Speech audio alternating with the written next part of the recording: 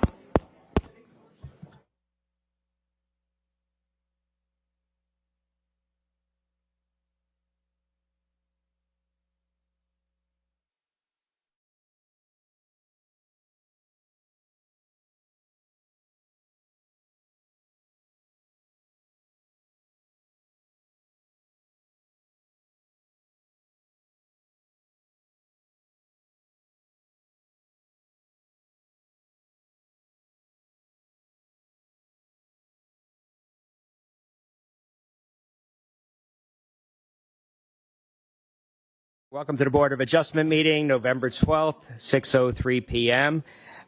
Nicole, if you could start by taking roll, please.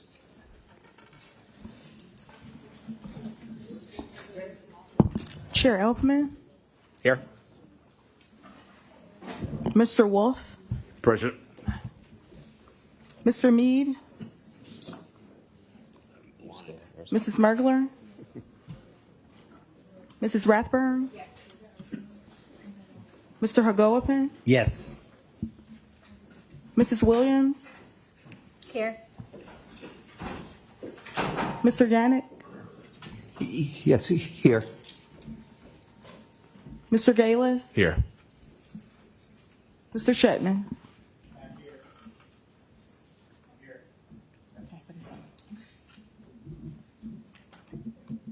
And that is all. Okay, thank you. We have a quorum. And Bob, if you could help lead us in the Pledge of Allegiance.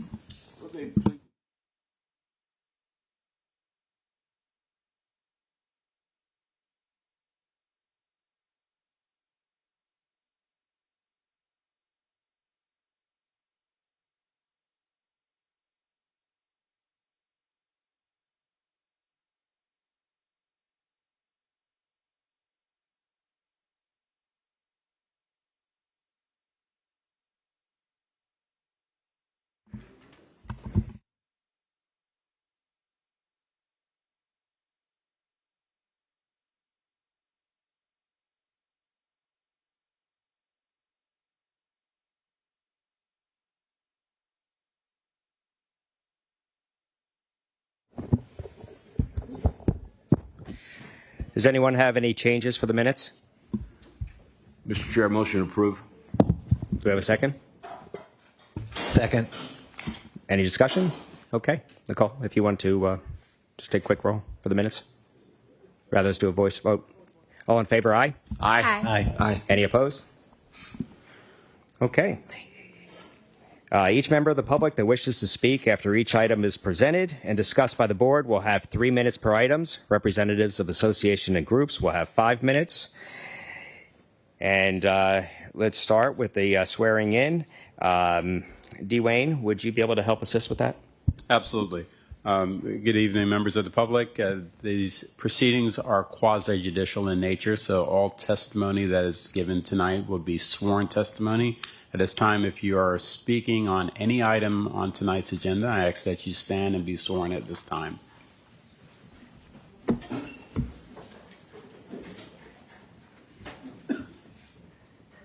You swear or affirm that the testimony you give tonight will be the truth, the whole truth, and nothing but the truth. Thank you so much. You may be seated. When you approach to speak at the podium, you will state your name, address, and whether or not you have been sworn. Thank you. Thank you. Okay, first case number 250-70003, 423 Mola Avenue. This is a request for deferral. I did want to see if we have any disclosures first. Let's start with Danella. No. Okay, Jared? Nope. Samir? No. Bob? None. Jason? No. Pat? I talked to Andrew Shine just about the getting a deferral, but not about the case. And I spoke to Andrew Shine as well. Okay. Oh. There you go. Mic's on. Evening, members of the board, Mr. Chair. Robert Healy with Lockry and Chakas on behalf of the property owner at 423 Mola Avenue. As some of you may be aware, I'm here tonight to request a deferral of this item to the board's hearing on December 10th. The primary attorney for the applicant, or for the property owner, Andrew Shine, he's in the middle of a job transition, and he doesn't start at his new firm until November 17th, which is why he wasn't able to appear tonight. Also listed to speak tonight was Nectaria Chakas, who's feeling a little bit under the weather, so here I am. Just for background purposes, this case was originally presented to the board on August 13th. I'm just going to make a motion. We got a long night. A motion to defer this to the December I was going to be meeting. quick anyways, but that works too. I'm sorry to, It's okay. You get paid by the word. No, sorry. So motion to defer, second. Any discussion? Okay. Second was by Bob Wolf. Motion was by Pat Rathburn. And Nicole, if you take the roll, please.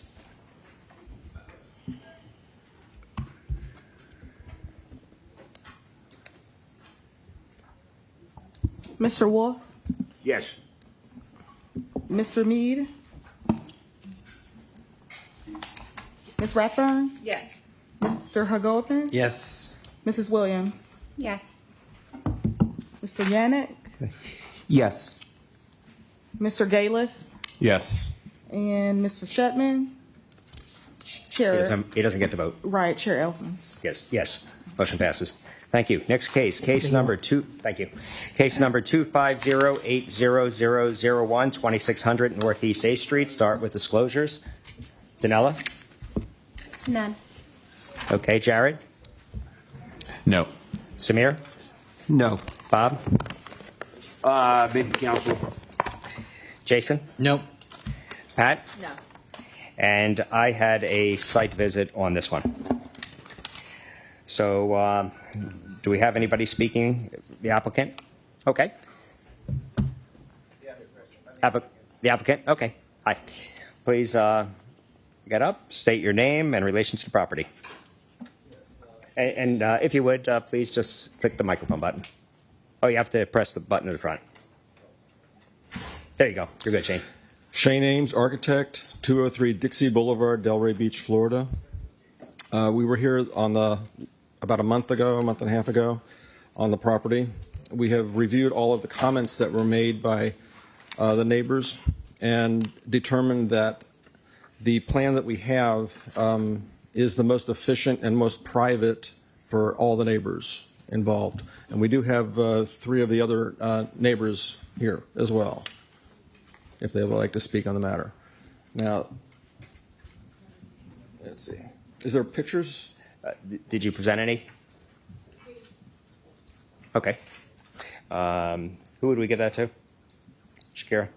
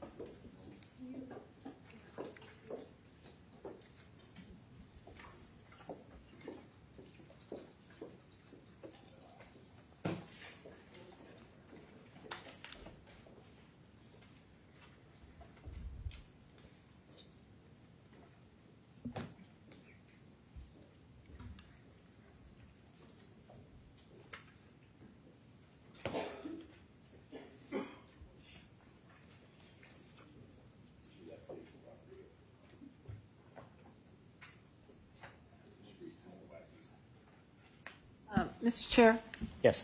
while we're waiting for that, could the applicant give us a brief breakdown of what they believe the justification is Yes. as a reminder? Brief breakdown is we're adding a one-car garage with storage on the left rear portion of the property, which requires a variance to the side setback, or the rear setback, I'm sorry, side or rear.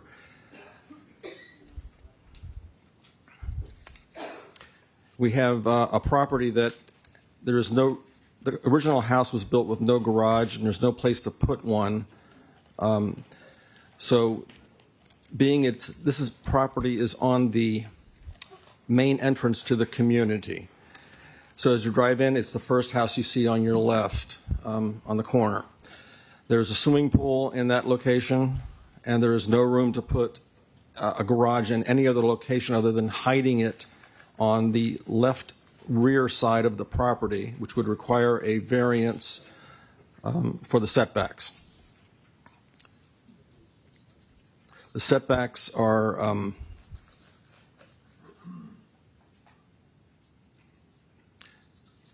you can see up the parcel of the red dot,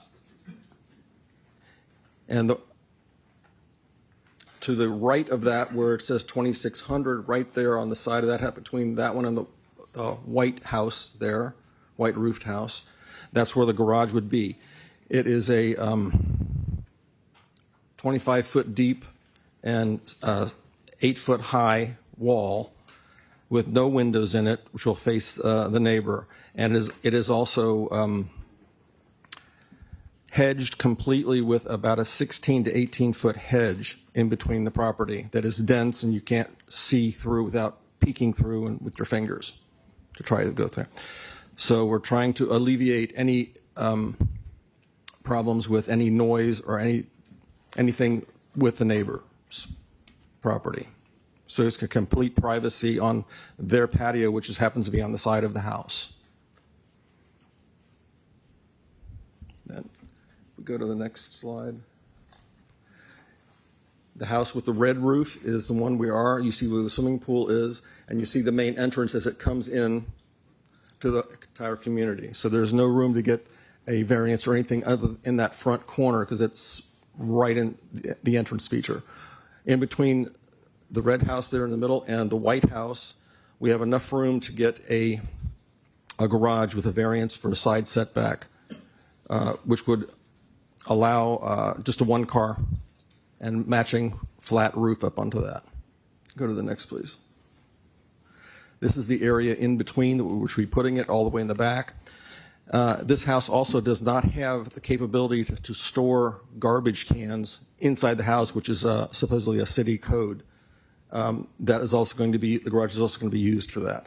We have the garage going in place where the existing windows on the historic house stays as it is and goes all the way back to the back. Next, please. A little bit closer up.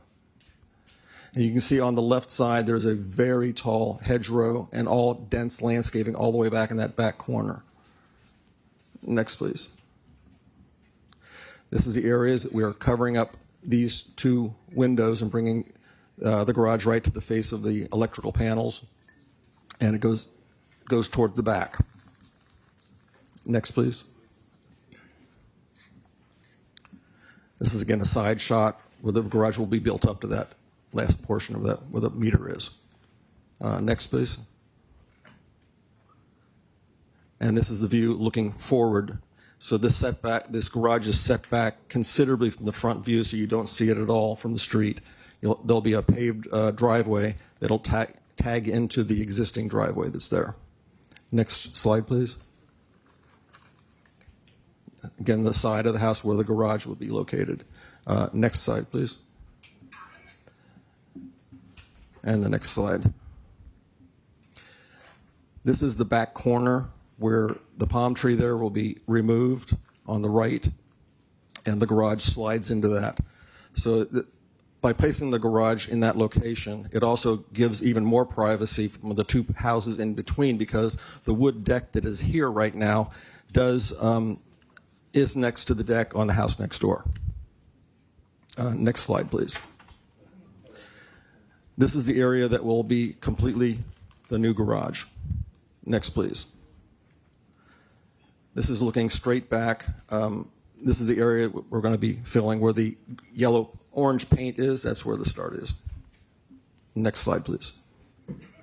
And coming out to this orange piece. Next slide, please. And next slide, please. And there it is looking forward. You see where the markers, that's the limit of the garage. And you can see on this, the clusia hedge that is very dense. And it will only get denser on the side once the garage is built. Next slide, please.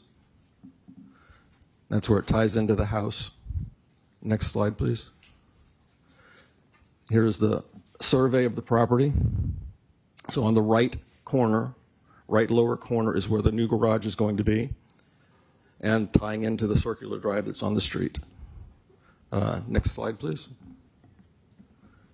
This is a rendering showing how the driveway and how the garage will set back onto the property. What is missing on this thing is all the landscaping that is currently there, just to show what the building looks like. Next slide, please. A little bit close up of the thing. The next one, please. And that's where the garage comes all the way back to the back, encompassing this courtyard that's already existing, further blocking any view into the neighbors or completing the privacy of the patio in the backyard. Next slide, please. And here's where the attachment of the driveway goes back into the garage, and you can see the patio next door and the backyard of the neighbor's house. Next, please. Not sure what that is. Oh, there we go. Just a close-up of the area. Next slide, please. And the elevations. Continuing the theme of the design of the house on the front with the siding. And you can see the big blank wall on the bottom corner right in here. That is the wall that will be facing the neighbor. Be completely no view or interruption of view to that yard. Next slide, please. That it? Okay. That concludes my presentation. Thank you. Do we have anybody from the public wishing to speak to this matter? Okay. If you would, please come up, confirm you've been sworn in, and give us your name and your address.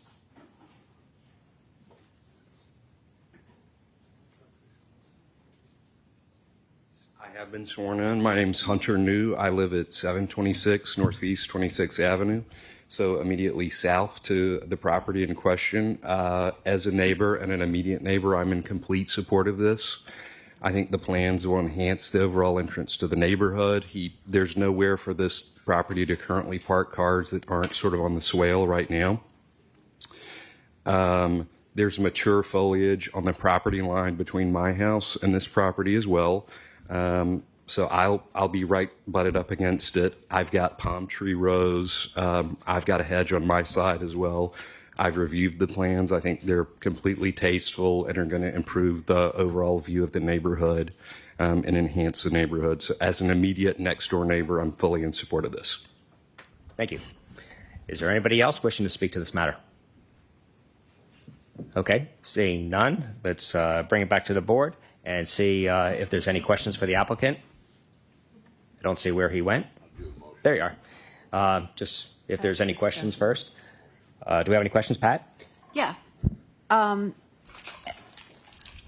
My recollection was that this was presented at the September meeting, and there were concerns about the how large the variance request was. And again, I may not be remembering this exactly correctly, but that they were going to go back and see what could be done to move it forward, because the variance of 15 feet just seemed to be a stumbling block for some of us. And so they asked to come back.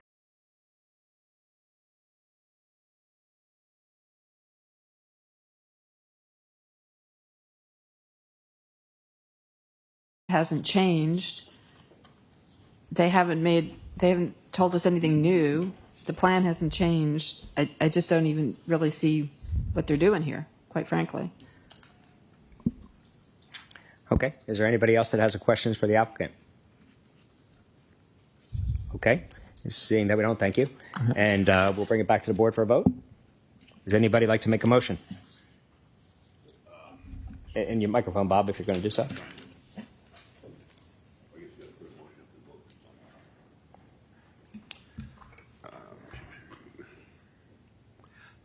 Bear with me, I misplaced my glasses, so if I'm a little scattered on the reading today. I move to grant a variance to section 47-5.31 of the table of dimensional requirements for the RS-8 district, case number 2, BOA 250800001, because the unique hardship was not self-created by the applicant or his predecessors as a result of the basically the hardship created with the original placement of the home on that property. That's my motion. Okay. Do we have a second? Okay. Dies for lack of second.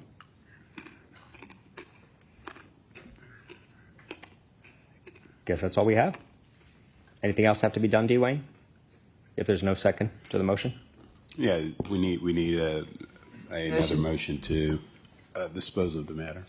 So we need A motion to deny. Is that what? Yes. Okay. Okay. Thank you. Pat? Yes. I make a motion to deny the variance as requested, given the fact that this is not a unique or special circumstance, and it does not meet the criteria for the granting of a variance. Second. Okay, we have a motion and a second for denying. Close the public hearing. Is there any other discussion? Okay, seeing none. Nicole?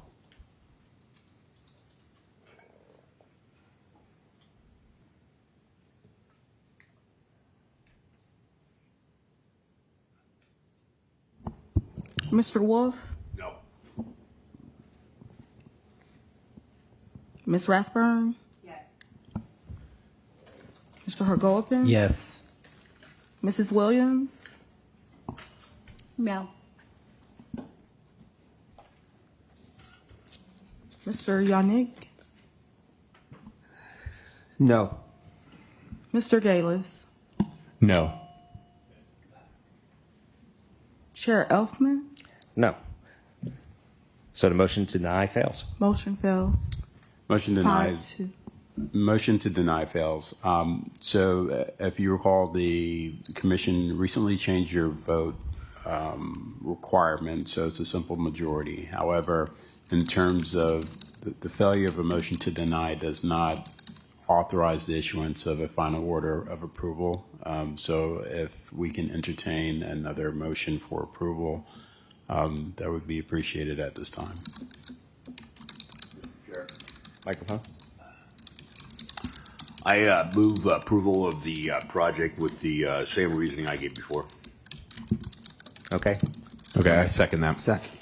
Okay. Motion and a second. Any further discussion? Okay. Nicole?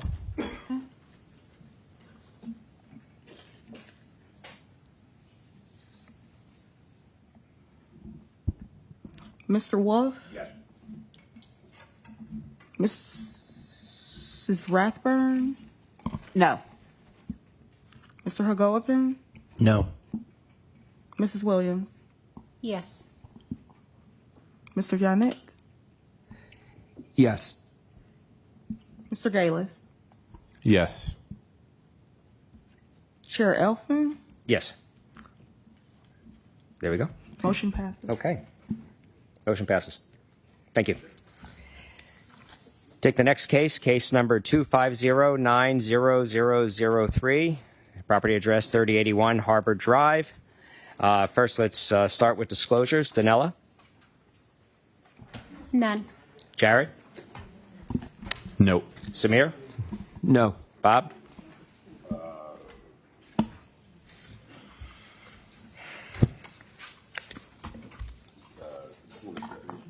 Yeah. Council discussion. Okay. Okay. Jason? No. Pat? No. And I did a site visit and spoke to council. Stephanie, you're up.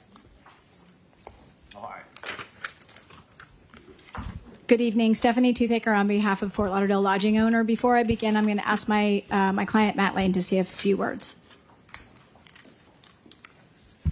Hi. Matt, right before you start, were you sworn in as well? I was, yes. Okay, thank you. Matt Lane, 1605 Southeast 9th Street. Good evening. I'm the owner and the developer of the soon-to-be Parakeet Hotel located at 3081 Harbor Drive. We're here today requesting an amendment to allow us to offer basic food and beverage service to our hotel guests.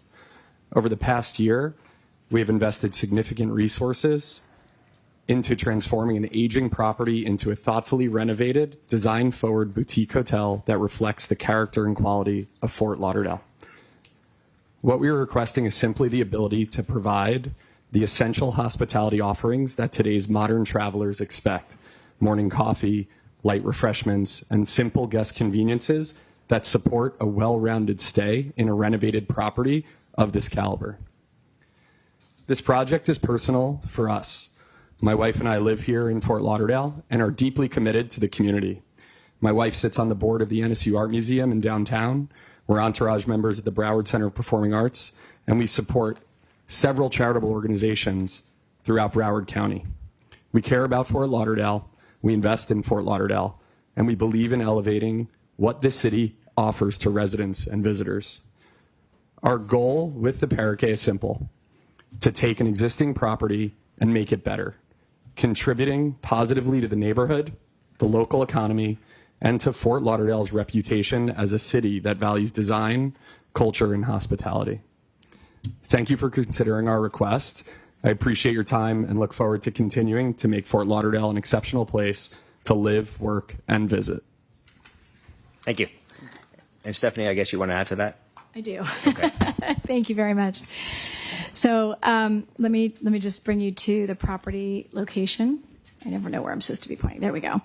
So Matt and his wife purchased an existing motel in Fort Lauderdale, and I call it a motel. It really is going to act more like a hotel, but I call it a motel because that's a distinction in the code that we're basically here to discuss this evening.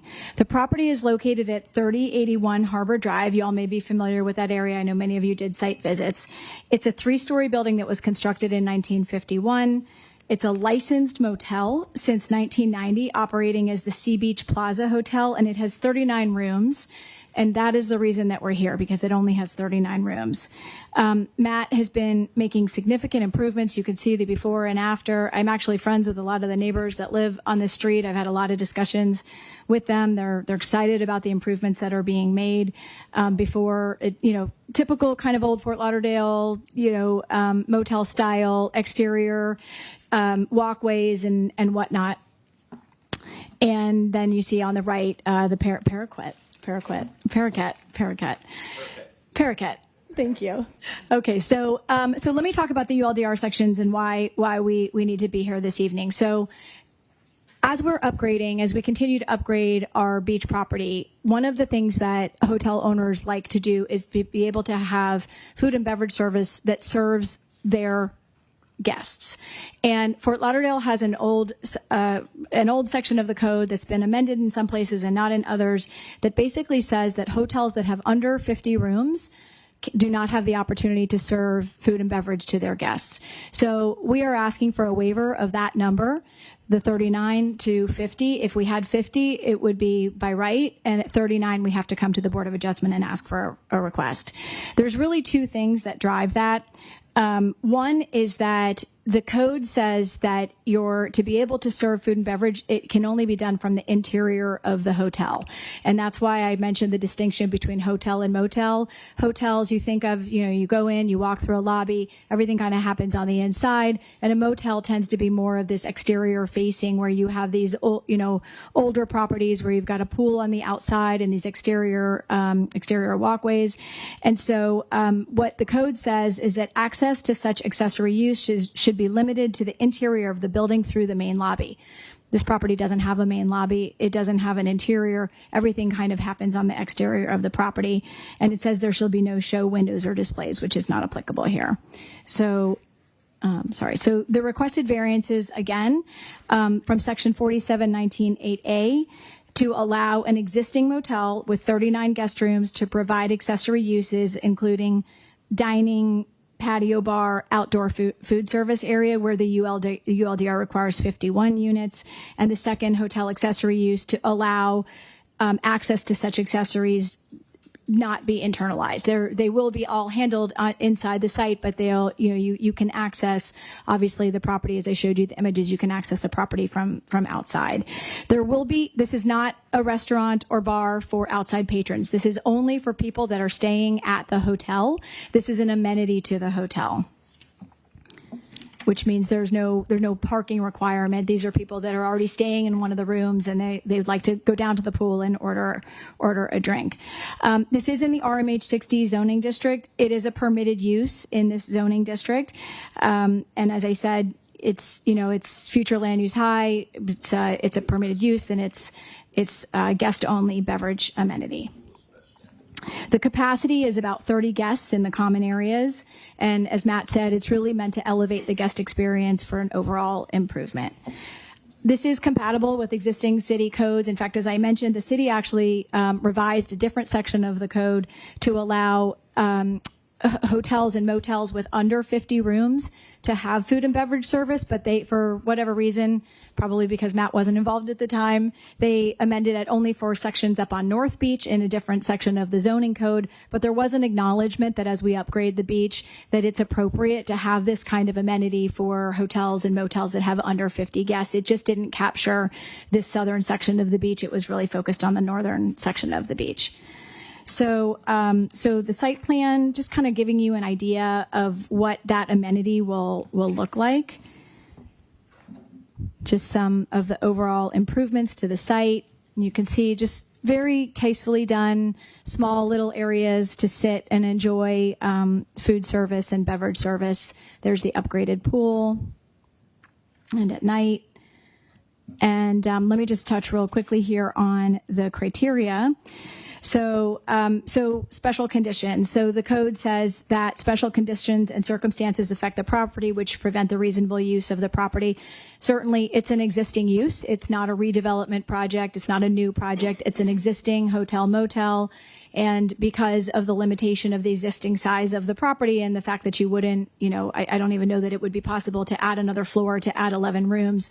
But obviously, because it's existing, those are special conditions.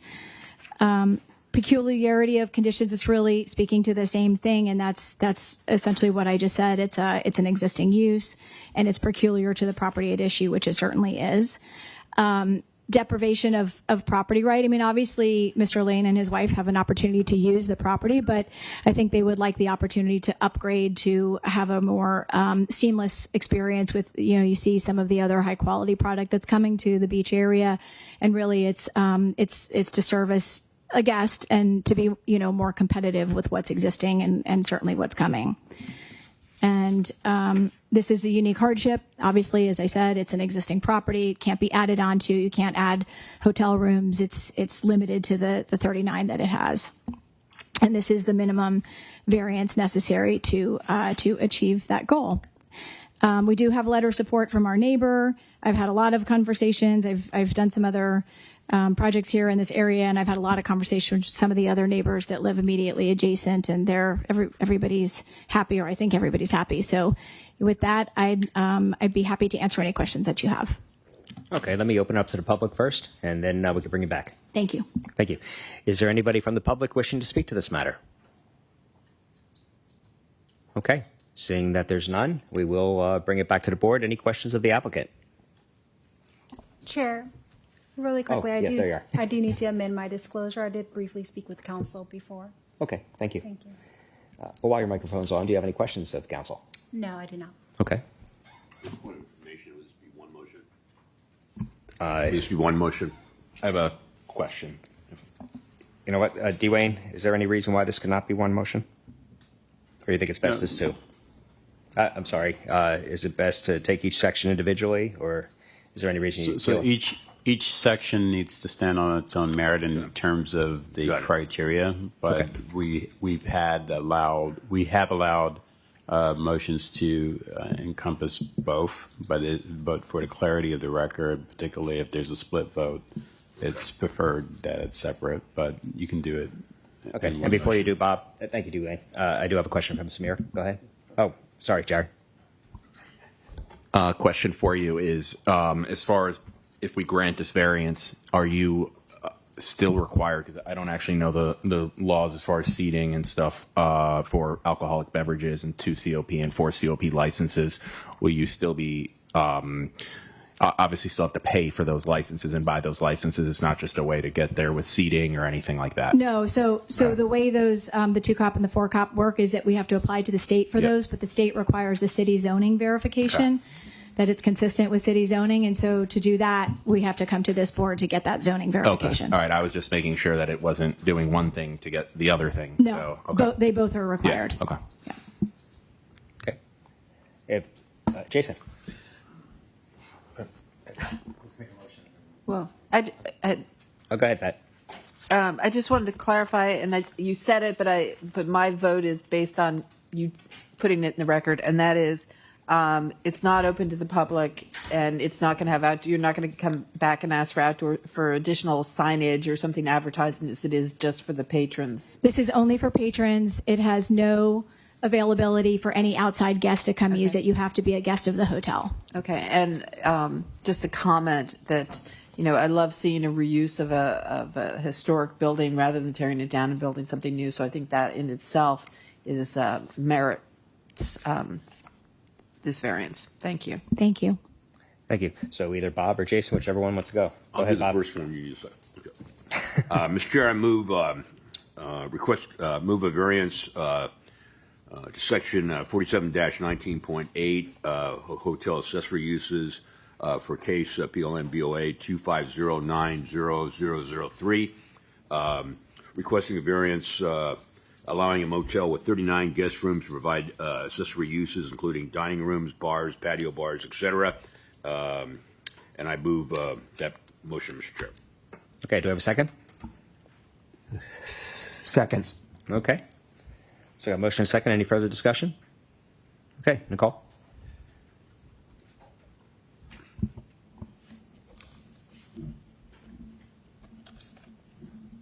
Mr. Wolf, Yes. Mrs. Rathburn, Yes. Mr. Hagopin, Yes. Mrs. Williams, Yes. Mr. Yannick, Yes. Mr. Gayless, Yes. Chair Elfman. Yes, motion passes. Motion passes. Thank you. And Jason, you want to make the second motion? Sure. I make a motion to grant a variance per section 47-19.8.8.1 hotel accessory uses in that the applicant has exhibited the requirements required, the criteria for a variance. Case number PLNBOA 250900003. Second. Okay, motion and a second. Any further discussion? Okay, seeing none. Nicole, you're up.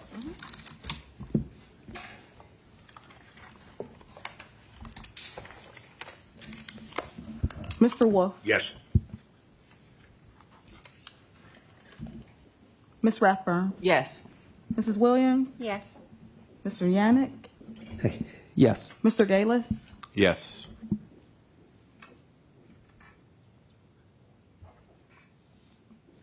Chair Elfman. Yes. Motion passes. Thank you. Do I? Okay. You didn't Oh, pick. sorry, Mr. Hagopin. Yes. Okay. Motion I bet passes. they miss you, Jason, making the motion. I know. I was like, do I still get a chance? Okay. Stephanie, now that you're not too far, next case number 250-80003. Start with disclosures. This is for 1151 and all these other addresses, Pino del Rio. And we'll start with you, Daniela. Any disclosures? Yes, I spoke with counsel. Okay. Jared? I received a text message with input regarding the case from somebody on our civic association, but nothing beyond that. Okay. Samir? No. Okay. Bob? Brief discussion with counsel. Okay. Jason? No. Pat? I got a couple calls from, let's see, various other civic people, and didn't really discuss anything with them, but I don't know if I need to go through the list, but okay. You're okay. And and for myself, I spoke with counsel, and also we do have quite a few letters that were emailed to us. And Stephanie, we'll let you start over. Good evening again, members of the Board of Adjustment. Stephanie Toothaker on behalf of New River Point and New River Development. Before I begin, I'd like to ask my client, Denny St. Romain, to come say a few words. Okay. And sir, when you state your name again, if you would also, were you sworn in? Yes, I was. Okay. Denny St. Romain, 717 Middle River Drive. So, good evening, everyone. Just want to say we're local. My partner and I've lived here since 2004. We've raised 3 kids here. I know this property has a lot of history. It's been in front of the city many, many times with very intense development plans. When we purchased it, we basically looked at it from a very simple process with very low intensity. So we're not out-of-towners. We work here. We live here. My partner as well. We want to do something that's nice that we can all be proud of. We've done intense research on the property. We know there's a lot of trees. We've surveyed every tree on this property. We have Dan Remy with the tree team here who has literally surveyed every tree. We have a plan for all of those. So thank you for your consideration tonight, and look forward to addressing any questions you have. Thank you. Okay. Okay, so as Denny said, this property has a lot of history on it. Most people kind of know it as the Whidden property. And as he said, there have been a few attempts to develop this property over time. I was involved very briefly in one of those efforts, and it was an intense multifamily proposal. And at the time, the conversation with the neighbors, my office is in Tarpon River. I have so many friends there. I'm born and raised here in Fort Lauderdale, so I know a lot of people as well. And there was just a lot of chitter chatter, and a lot of the chitter chatter really was, listen, if you would just develop this with single family, we think it's appropriate for single family. And we'd like to see this as a single family development. We just don't think it's appropriate for a multifamily. The first proposal was extremely intense. The later one was a little less intense, but it was still sort of townhomes that surrounded the site. So when Denny and his partner Robert, who I've known for a very long time, our kids grew up together, decided they were going to purchase this property, and told me that they had proposed to do this as a single family development, I thought, wow, everyone's going to be so happy with that. And so I never cease to be surprised by kind of things that happen. But, with that, I really wanted to frame that discussion because like with anything, and Bruce, you've heard me say this a million times, literally I've never worked on a project and I've had people say, yay, a new project. It doesn't matter what it is. It could be a home next to you. It could be a multifamily. It just doesn't go that way. So I hope that when we get through our explanation, you'll understand why we're here this evening asking for these variances. There are 3 variances that are before you. I know you're familiar with this property on Davie Boulevard. I've been passing it literally my entire life. On the way to school, I passed it this morning on the way to my son's school. And so I think everybody's really familiar with it. There's one home there that does a really neat sort of Christmas display. And yes, there are some really pretty trees on the site. Not all of them are as nice as you think they are. And certainly we brought our arborist landscape architect here, and even though these variances are not about trees, but I know that that's a topic that people are very passionate about, and we're certainly happy to spend a little time talking about trees. So this is the property along Davie Boulevard, and it is proposed for single family. This is not a multifamily proposal. This is all single family. The variances that before you are only for the southern half of the site. I saw a few emails of people and I talked to some people that live on the north side of it. There's no variance requested on the north side of the site at all. Everything that is before you this evening relates to what's in pink on the south side.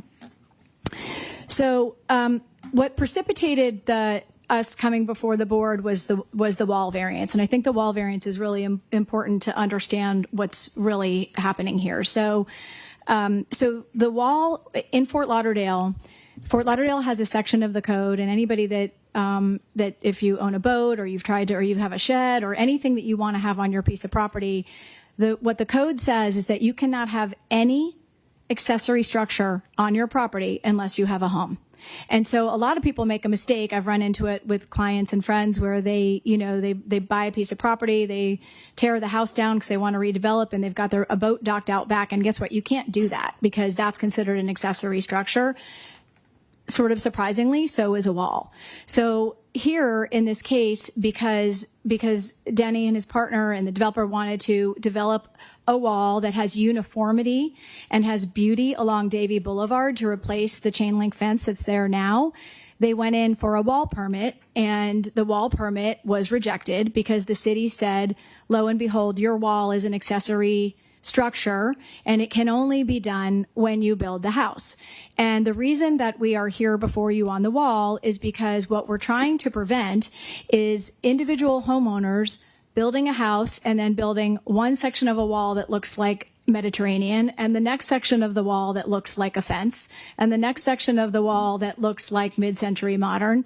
And if you don't request the variance for the wall to be able to build the wall all at one time, and first, before these lots are sold to individual future single-family homeowners, you're going to get a hodgepodge of what that might look like along Davie Boulevard. And I don't think that's what anybody would want. And by the way, a wall is a permitted use. It does not require a variance. What requires the variance is doing it all at once and before the homes are built. So I think that's a really important point. I saw some of the petitions and things that were going around that were just not right on the facts. And so I wanted to just spend a minute on that. And I'm going to show you some images of what the proposed wall looks like. And there's two sections of the code that we're requesting a variance as it relates to the wall. One is purely timing. Can we do it now? And can we build one beautiful wall that looks uniform along Davie Boulevard, that has a landscape buffer in front of it, that has a generous sidewalk in front of it, so that when people are walking along Davie or driving along Davie, you see one beautiful structure. Already permitted by code, just not permitted from a timing standpoint. So that's the first variance that we're requesting. The second variance says that we are asking for about 1.5 feet higher wall than what is permitted by code. And let me talk about that for a minute. So under today's code, and I know these have been before this board, and certainly we've all seen them in our single family homes. My house was built in the 50s. My house is very low. The bridge that's next to me actually is 10 feet higher than my house. So people stand on the bridge and they're looking in my second floor bedroom window. That's because under today's code, when you build a new structure, the federal government has what's called a FEMA requirement. And the FEMA requirement says, you know what, we do have rising seas, and we've all seen them, right? And as a result of that, when you build something new, we're going to make you build it higher than what was permitted even 2 years ago, because every couple of years, FEMA takes a look at the maps, and the maps are citywide, and they say, okay, this section of the city, we think it's too low, and we're going to make you raise that by 3 feet, and that section, we think that's too low, and we're going to make you raise that actually. And I'll tell you a quick story. I was going to do a little pool house behind my house. My house is, as I said, is quite old, and I got an approval to build the pool house, and the pool house was going to be 8 feet higher than the floor of my home. So I would be looking out, and the bottom of the pool house was going to be 8 feet higher. That's what's happened over time because of FEMA. And so here what we have is we're asking for the wall is going in. It's being measured from from Davie Boulevard and the existing sidewalk. And because of that, the wall, a 6-foot wall, which is what the code permits by right, a 6-foot wall would be, here. And then when we come in and build the homes are going to start much higher than where that land is today, where that property sits today. And after that house is built, you're going to have a wall that looks ridiculous next to the new home, the new elevation of the home. So we've asked for a variance to improve the height of the wall so that when the homes are built, the height of the wall is consistent with the homes. And not a small issue, but also because the homes are adjacent. Again, this variance is only on the south side, but because these homes are adjacent to Davie Boulevard, which is loud and we all drive it, right? We have a noise issue. We have, future homeowners that are going to want some privacy from the cars driving by and some opportunity to block out some noise, which will be done, partially with landscaping, but partially with that wall. So those are the first two variances that are before you this evening for the wall. And the third variance relates to the size of the lots. So, and I'm going to go into a deeper dive, but I just want to give you an overview. This property, when purchased, when any landowner buys a piece of property and looks at it, they say, okay, what is the zoning that I have to live by? And in this case, the zoning that applies to this property is RS8. RS8 is single family. They're proposing single family. And they said, okay, I'm going to design these homes pursuant to the RS8 single family zoning district. That is the absolute appropriate thing to do. Single family homes don't have to go to a board. They go right to the building department. Any architects will know you design your home pursuant to the zoning. You submit for your building permit. You get your building permit, and you don't ever have to go to DRC or Planning and Zoning Board or City Commission because it's a single family home. There is an old section of the City of Fort Lauderdale Code that quite frankly, was on the list to be taken out of the code because it creates conflicts in the code. There's an old section of the code that says, and Dwayne and I can talk about this all day long. We've had many spirited conversations, but basically says, if you're going to plat your property, you're subdividing, and if you do that, you have to meet a minimum lot size. And the minimum lot size is different than the existing zoning on this property. And so we have already received some, to build a single family home in Fort Lauderdale, you have to request an address from the city. We already have addresses allocated to these properties. We could go in today and pull a building permit to build a single family home because we have addresses and the lots have already been created. But because we were coming in on this wall variance, and because we have been having 2 years of discussions about this old section of the code, we said, you know what, we're going to go ahead and, in an abundance of caution, we're going to request this variance too, just because we're kind of tired of talking about it. So that's the third variance that's before you. And I do have some images, and I haven't even gotten into my PowerPoint. I'm going to try to not, belabor it too much, but I do want to just, I saw the change.org petition, which was wrong in so many places. So let me just spend a minute on that because I really wanted to kind of debunk some of those statements. So 6'6" high privacy walls are already permitted by right. The applicant is requesting, this is what they're saying, and what I'm going to explain what's wrong. The applicant is requesting 8 feet privacy wall along Davie, which is only additional 1.6 given the property's location abutting arterial road. They're saying that the variance is going to create a walled off compound. That's not accurate. It's along Davie Boulevard and on the side road. There's no wall proposal on the water. Nobody would do that. You wouldn't build a wall on the water side. That's just not, and it's not even here before you this evening. Second, the variance will allow them to extend the fence a few feet further into Davie Boulevard. That's not accurate either. The code requires that you move your wall be 3 feet off your property line. And the reason that the code requests that is because they want a generous buffer to allow landscaping and trees. So the wall is designed to code except for the height and the timing. That's it. The variance will permit duplexes. Not true. These are proposed for single family. The variance will allow them to move trees. Let me spend a minute on that. This variance has nothing to do with trees. The tree permit, the tree removal permit, has already been issued. That's accurate. There are trees that will be taken out from this site. Obviously, if we can, we want to save as many of the nice trees as we can, but a tree removal permit has already been issued. You don't need a variance for it. It's just not an accurate statement. There are trees that are going to be removed. Many of them are invasive species. Again, I'm happy to have Dan come up and talk. So this is the landscape permit. I know Dan spent a lot of time on this site walking, measuring trees. This one's invasive. Some of them don't even require permits to remove them because, I myself had black olives, destroyed literally everything. The city lets you take those out because they're not good for the environment. They're not good for South Florida. So this permit has already been issued. So I talked about the wall variance. I don't need to go into it deeply again, but I do want to show you this is the location of the wall. There is an existing chain link fence there today. The wall will be moved back slightly. The chain link fence is allowed to be on the property line. A privacy wall is not. And the reason the privacy wall has to be moved back is because the city's code requires it. The city code requires you to do that so you have appropriate landscaping. We can put some nice trees and some buffering and some bushes and things like that. So the wall will be 3 feet from the property line. And as I already described why we asked for additional height so that the wall, frankly, doesn't look ridiculous once the homes are built. So this is what's here today. And you can see I put a cross section in here that explains what's happening. That's the existing fence, obviously. That's on the property line today. The wall will be set back 3 feet.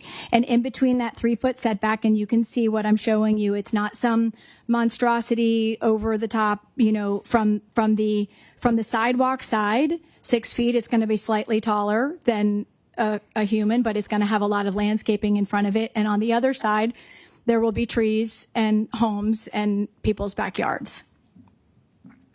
On the right-hand side, if you can see that, that's what the wall is proposed to look like. It's a stacked stone. It's a very expensive wall. It's really meant to be an enhancement and not something negative. It's meant to be beautiful.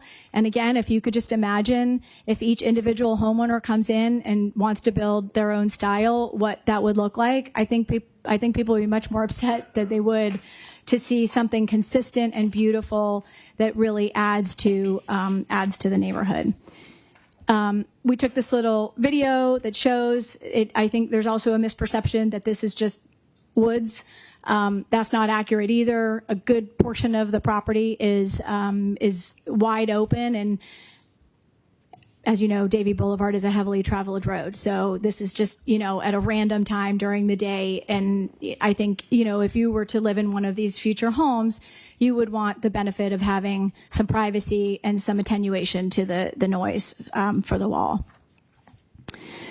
Again, I'm just showing you for the wall portion that is on the side street, that does not require a variance for the height. That's by code. The one on the Davie side, we're asking for the variance because of the homes behind it. Okay, so the lot size and width. As I said, the property is zoned RS8. The future homes will have to be designed to the RS8. We are not asking for any variances or waivers from the RS8 zoning code. The RS8 zoning code is, I would say, probably the majority of single family neighborhoods in Fort Lauderdale. What we are saying is we would like to develop the homes consistent with the RS8 zoning that's in place today, and allow us to, not have to talk for another 2 years about this old section of the code that, quite frankly, was going to be removed. So platting is not required. We do not have to plat this property. Platting is required in many instances. If we were to develop a multifamily project, you would have to plat this property, but for single family homes, plats are not required. That's a rule. And you may or may not be aware that the legislature in the last legislative session, they also passed a law that said boards and municipalities can't vote on plats anymore. These are 100% administrative. They're not, we used to go a lot to plats would come to planning and zoning board, city commission, they would go to the county, and there were a lot of public hearings about plats. That's been taken off the table. The legislature took that away, and they said to the municipalities, you have to approve these, you have to sign them, and they're all going to be handled administratively. So those days of platting are long gone anyway. But in this case, just to be clear, platting is not required because these are single family homes. So one of the things that we are trying to do is if you've driven this private road, it jogs a little bit, and it needs improvement. It's an old private road. It's a beautiful area, but it does need to be brought up to modern standards, and so that is part of why we requested this variance. It allows us to realign the roadway and make the improvements to the roadway. So I'm showing you that there, and this is the lot layout. I wanted to spend just a few minutes talking about the RS8 zoning district because I spent some time researching, because I just kept hearing all these things that were just not accurate about that we're asking for all these waivers, and that, that we're building duplexes, and that, we're not meeting the minimum standards. And I said to myself, well, I've lived in Fort Lauderdale almost my entire life, and I'm pretty sure my neighborhood is RS8. And so we went back and we looked, and so this is this property. So I want to show this to you. So we're asking to develop this property right in the middle here, where you see the black lines in the center, pursuant to the RS8, the existing RS8, with no waivers from the existing code. And we are bounded on either side by RMH 25, which is a multifamily zoning district, and on the south by RMH 25, which is a multifamily zoning district. To our east is RD 15. So that's townhomes, multifamily. It's a hodgepodge, duplexes. You kind of get like a little bit of everything, a mix of everything. But this property, the donut hole, is the least dense of everything that surrounds us. And we are asking to be able to use the existing zoning code with no waivers from that zoning code. So that's this property. And then I just thought it would be important to look at the proposed ULDR amendment. This was on a planning and zoning board agenda not so long ago. It got pulled off for reasons that had absolutely nothing to do with this project, but it is a section of the code that I don't want to speak for staff, and it's not appropriate for me to, but I think if you ask them, they will say this conflict in the city's own code has been problematic for many years and it needs to be cleaned up. So we looked at RS8. Where is RS8? As if RS8 is some, terrible standard to live by. So everything in blue, all those neighborhoods, those are all RS8 neighborhoods. Every single one of them. That's almost every single family neighborhood in Fort Lauderdale is zoned RS8. Almost every single one, with few exception. There are a few that are RS4 that have some different requirements in the RS4. Some neighborhoods are split a little bit between RS8 and RS4. My own neighborhood is, but I'm in an RS8 district. So I wanted to share that with you because that's a very common standard throughout Fort Lauderdale, the RS8 zoning. So here is, this is Riverside Park. So I thought this would be important to look at. So Riverside Park is where it's single family, it's RS8. A good portion of it is RD15. That's 15 units to the acre. That's multifamily. So you see there's RS8 in the middle and then RD15 multifamily on both sides. So that's Riverside Park. This is Rio Vista. Rio Vista is almost predominantly RS8. So all those beautiful homes in Rio Vista, they're all built pursuant to the RS8 zoning district. Same that we're asking for this evening for this.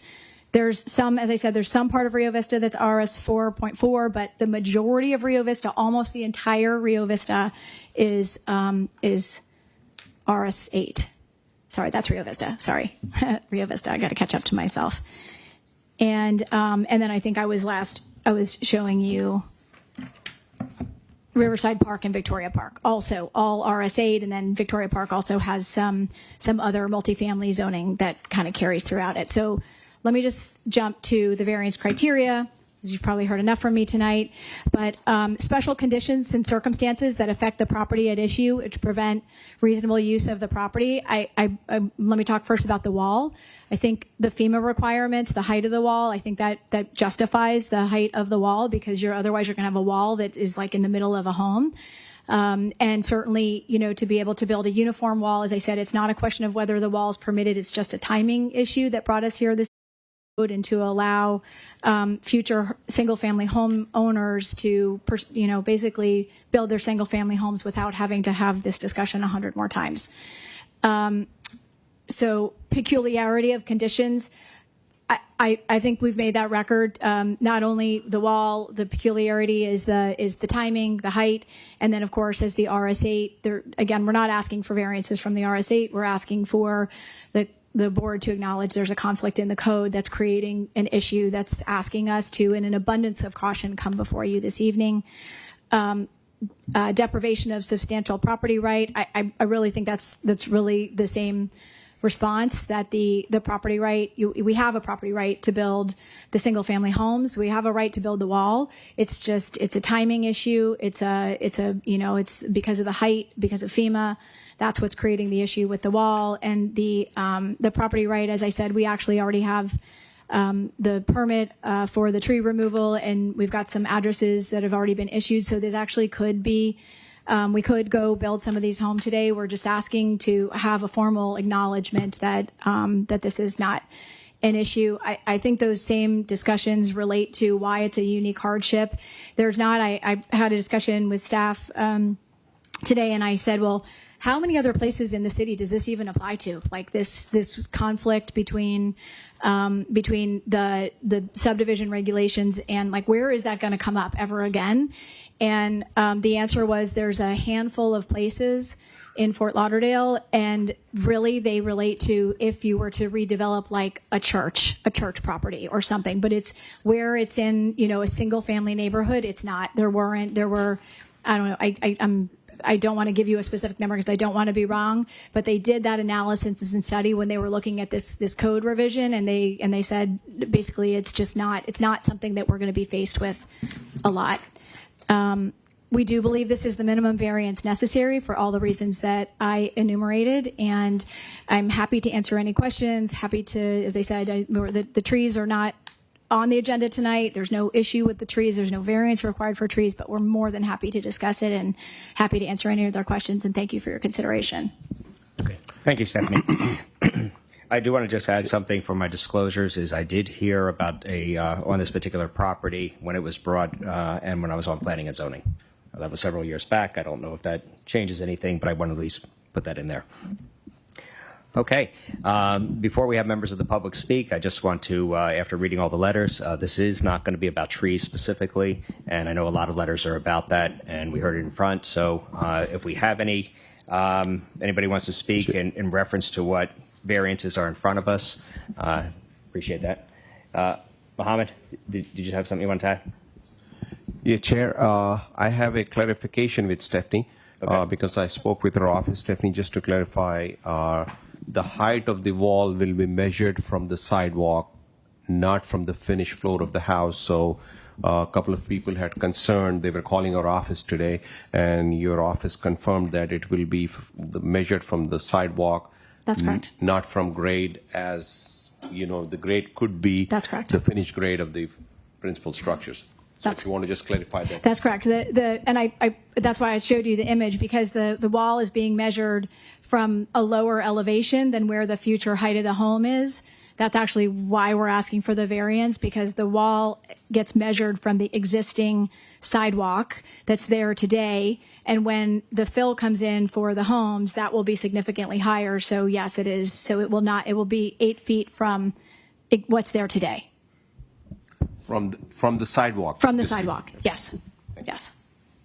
Okay. Stephanie, I think you could sit back for a little bit. I know we have members of the public wishing to speak, so please come up single file, and for anybody who wants to speak, and just state if you've been sworn in and your name and property address.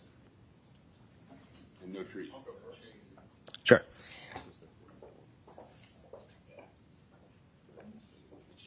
And by the way, you have each person's going to have 3 minutes to speak. If you are a representative association, let me know, and you'll have 5 minutes. So please go right ahead. You're good. Thank you. My name is Jeffrey Shallak. I'm with the law firm of Jeffrey B. Shallak, Esquire, PA. I represent Giorgio, which is the owner of the property at 1131 Southwest 9th Street, and I have been sworn in. I listened to Ms. Toothacre's. Can you speak into the mic? Yes, ma'am. I'm doing the best I can. I talk softly. I could try and talk a little louder if you like. I listened to Ms. Toothacre's explanation of, and we're really not here on the wall. We're here on the width. The 50-foot width is our problem. We think that shrinking the lots from 75 to 50 feet would basically increase the density by 50%. They would be allowed to now build 31 homes where there could only be 20 under the current RSA standard of 75 feet width and 7,500 square foot. When you look at the property line, north and south, you have 180 linear feet from north to south. And when I read this, I heard what Ms. Toothaker said. I don't see much or didn't hear much of an explanation as to the hardship, why she needs to shrink that from 75 to 50.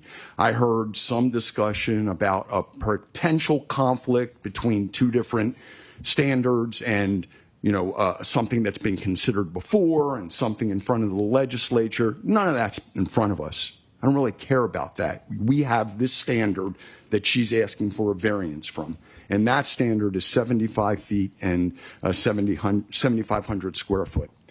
If at 180 feet, based upon her explanation in the letter submitting, the explanation that was provided to the public, she could take 40 feet from the street and 40 feet from Pina and 40 feet from Davie, still have 100 feet, still have to make 75-foot lots, because that still would satisfy the 7,500 square foot problem here. There is no unique hardship. My understanding of the law and I know you all know it, but there has to be, in order for you to give a variance, there can be an exceptional and unique hardship to the individual landowner, unique to that parcel, and not shared by any other property in the area. And without it, there could be no reasonable use according to the intentions of the party. None of that is remotely met here, not a drop of it. It is simply put trying to get more money out of this property by turning this into 31 properties instead of 20. I also want to say that... And if you could just finish through your sentence, please. I'm sorry? If you could just finish through. Okay, thank you. We have a lot of people to speak tonight. I'm sorry. You know, lawyers, we like to talk, so maybe more so than the public. This change, these 50-foot lots in these smaller houses are totally incongruent with the use in this area. There are no 6,000 square foot lots in this area. Anything that's RS8 is 7,500 square feet. And, you know, to me, there's just no hardship shown here. Okay. So if you want me to stop, I'll stop. And I think we're up. Thank you. thank you. Yes, ma'am. If you could please confirm that you've been sworn in and state your name and property address. Sure. Good evening. My name is Sally Allshouse. I have been sworn in. I live at 1101 River Reach Drive.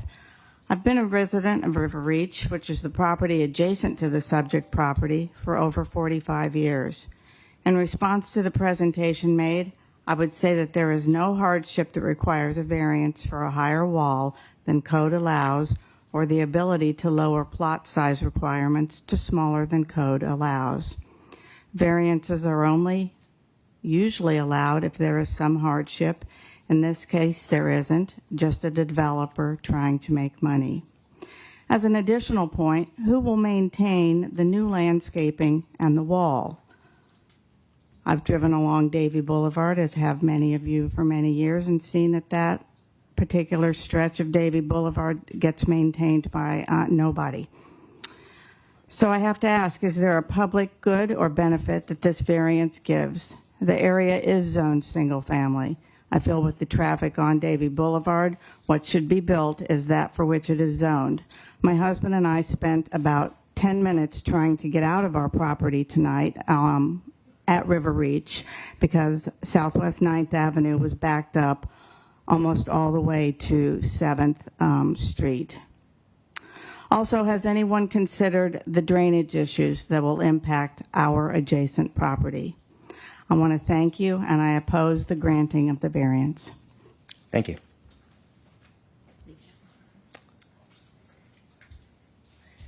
And Dwayne, is there anything that we need to do since Jay is a member of our board for him to be able to speak in this matter? And he was shown as being here. There's nothing that you need to do in terms of he's serving as an alternate and is not sitting on the panel. Generally, if you're sitting on the panel, you have to announce and remove yourself from the dais, but you would then be allowed to participate. Okay.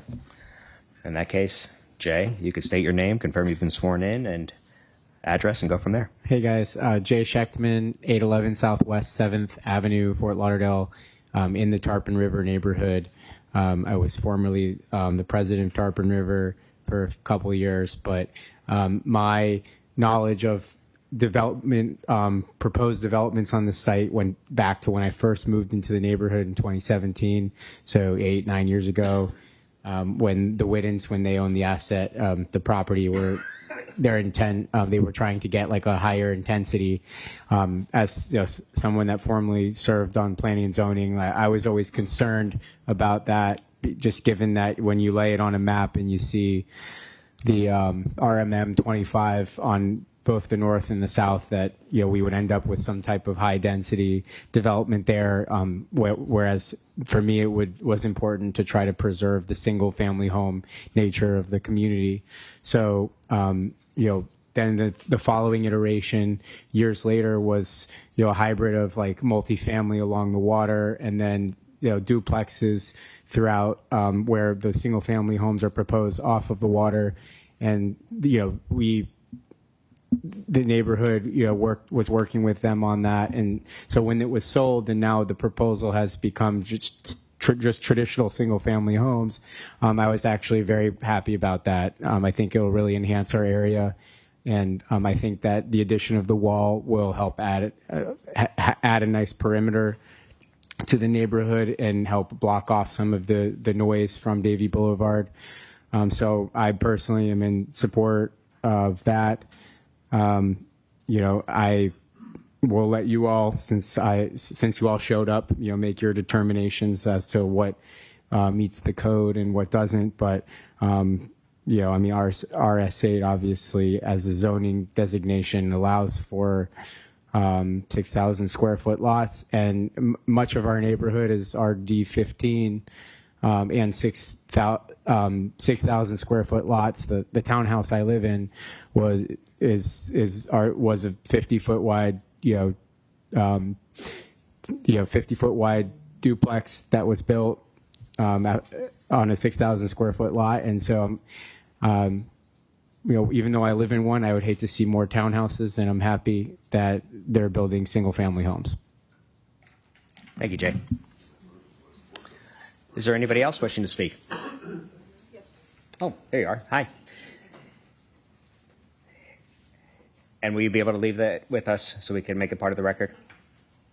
Yes. Okay. If you could please confirm you've been sworn in, state your name and property address. Yes, I've been sworn in, and my name is Trudy Germanovich, and I live at 1220 Southwest 13th Circle, which is just off Citrus Isle.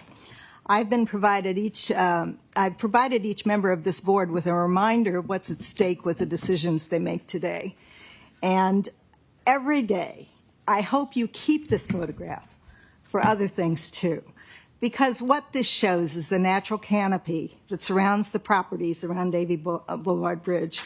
Every day, thousands of drivers get to enjoy a taste of old Florida as they go over that bridge. I dare say you can't find another main thoroughfare which has such a wonderful view of our natural surroundings. I'm against the building of the 8-foot concrete fence because I believe they could have just put in a regular fence, done the same thing, built it up a little bit, but it wouldn't have destroyed as many trees. And that's my objection to the fence. I also think that the variance that's being asked for the, I live in a duplex. We rented for many years and then we bought it. And I know that the duplexes on Citrus Isle are very, very close together. And I see these homes almost being on top of each other. And so I look at it and I go, why are they putting so many in? And that's my concern. Not only the concern with the amount of traffic that we always get, obviously, but the sewer system and everything else that goes along with it. And I believe they should not get that variance and just build fewer homes. So that would be my suggestion to you. I hope you'll keep this and think about it. The fence could have gone around some trees. I believe there's a slash pine, and I thought that was a protected tree that's being removed. So there's a whole lot of things that I don't like about this. Thank you very much. Thank you.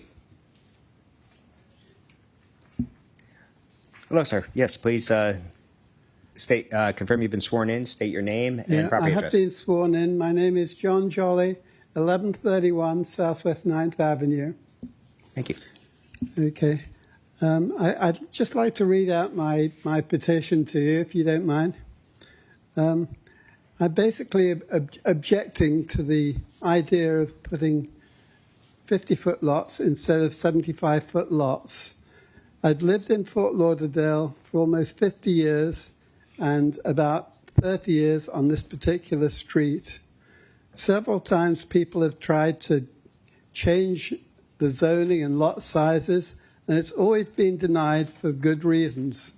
The street is somewhat of an oasis because of its mature trees and well-spaced properties. putting more houses on the lot will change the aesthetics of the area, and while creating increased traffic flow, flooding, safety issues, just some of the distresses that will change our current ways. The developers are supposed to show hardship. However, there is plenty of opportunity to develop this land without changing the lot sizes. They were well aware of the zoning when they bought the property.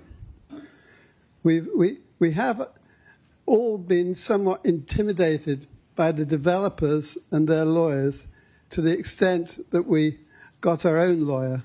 All we are actually trying to do is uphold the city's rules and regulations. Thank you, Commissioners. Okay. Thank you. Hello, sir. Please confirm you've been sworn in. State your name and property address. I have not. Okay. I have not been sworn in. Then let's see if we could have you sworn in, Dwayne. If there's any other members of the public that are going to speak tonight on any items, if you would stand to be sworn as well. All right. Please stand to be sworn.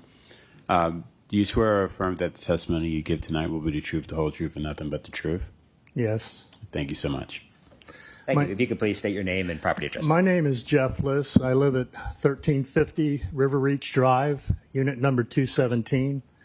I'm the closest resident here to the proposed development of these properties. I live across the canal to the north. I look out my windows and I see the point lot. I don't know if you can bring that up on here, but the point lot used to have two really old dilapidated houses on it, which have now been torn down. I have watched what's been going on there for the last year and how it's been maintained and how the trees have been taken care of, and everything they said is absolutely true. I watch it on a daily basis. Is it appropriate for me to ask questions?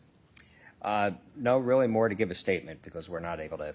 Okay, well then my statement would be, the only two concerns that I have with regard to the request tonight is how the drainage is going to be handled given the new FEMA rules and given its proximity to the new river and the canal, and the fact that if the land is being raised, how is the drainage between the home foundation pads going to be handled, and how is it going to be kept from flowing over the seawall into the waterway behind it? Okay, that's directly across from me.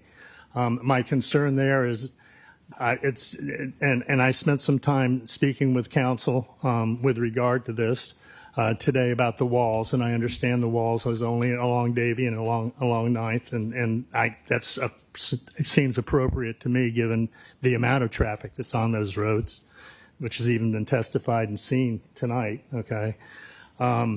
But this whole thing with regard to drainage, usually under the old platting rules, you had to have drainage associated with the old platting rules.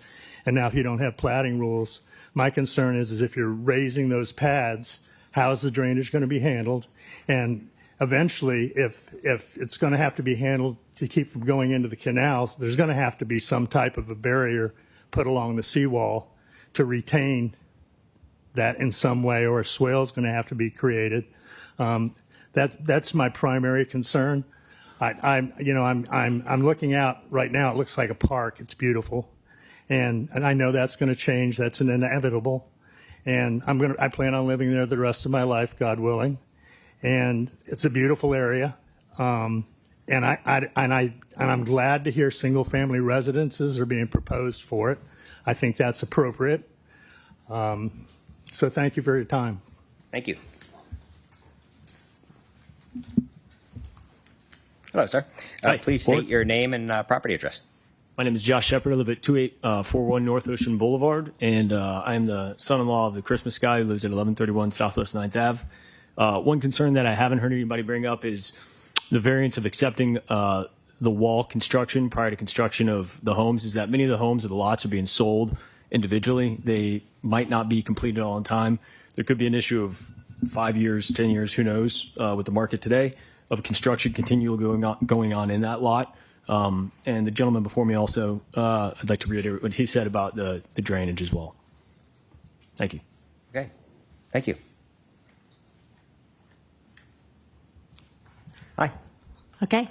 My name's Jill First, and I've lived at 1131 Southwest 9th Avenue, house number 2, for 10 years. I'm the pastor at First United Methodist Church, and it is the church-owned home. And so it's been owned by the church since the 1950s. And their main concern, and I have a trustee here as well, I report to a trustee board, and they had questions primarily about the lot sizes. They were not as concerned about the wall, but the lot sizes, because there is a lot of drainage issue. I've lived here 10 years, and that natural area has flooded 8 times.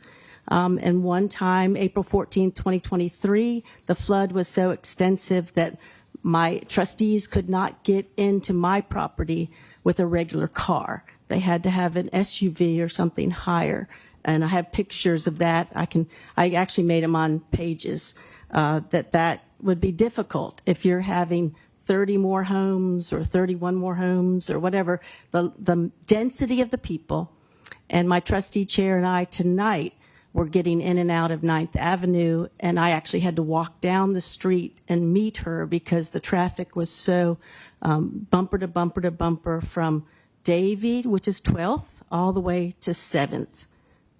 And it was moving very slowly. And I said, if you added 30 homes into that lot area, and you also didn't deal with the drainage, I have to stagger when I leave to go to work because you can't see going left. There's cars coming, and it's like ends up being 3 lanes, and it's very difficult to get in and out if you go during high traffic times. Thank you. Thank you. Is there anyone else who would like to speak? Yep. Yes.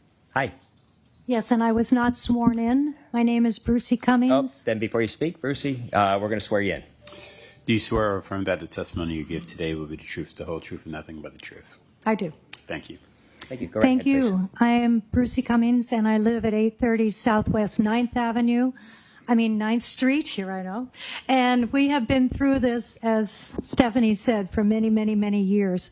I am very much in support of the wall. I totally understand what she's saying because of everything needing to be built up, and it makes perfect sense to me in as far as the wall goes, and I think that would really help the neighborhood.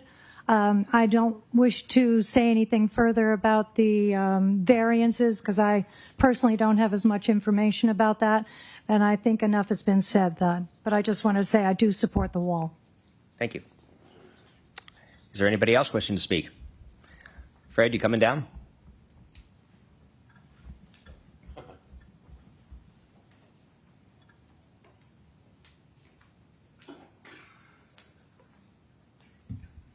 Fred Stressaw, I have been sworn in.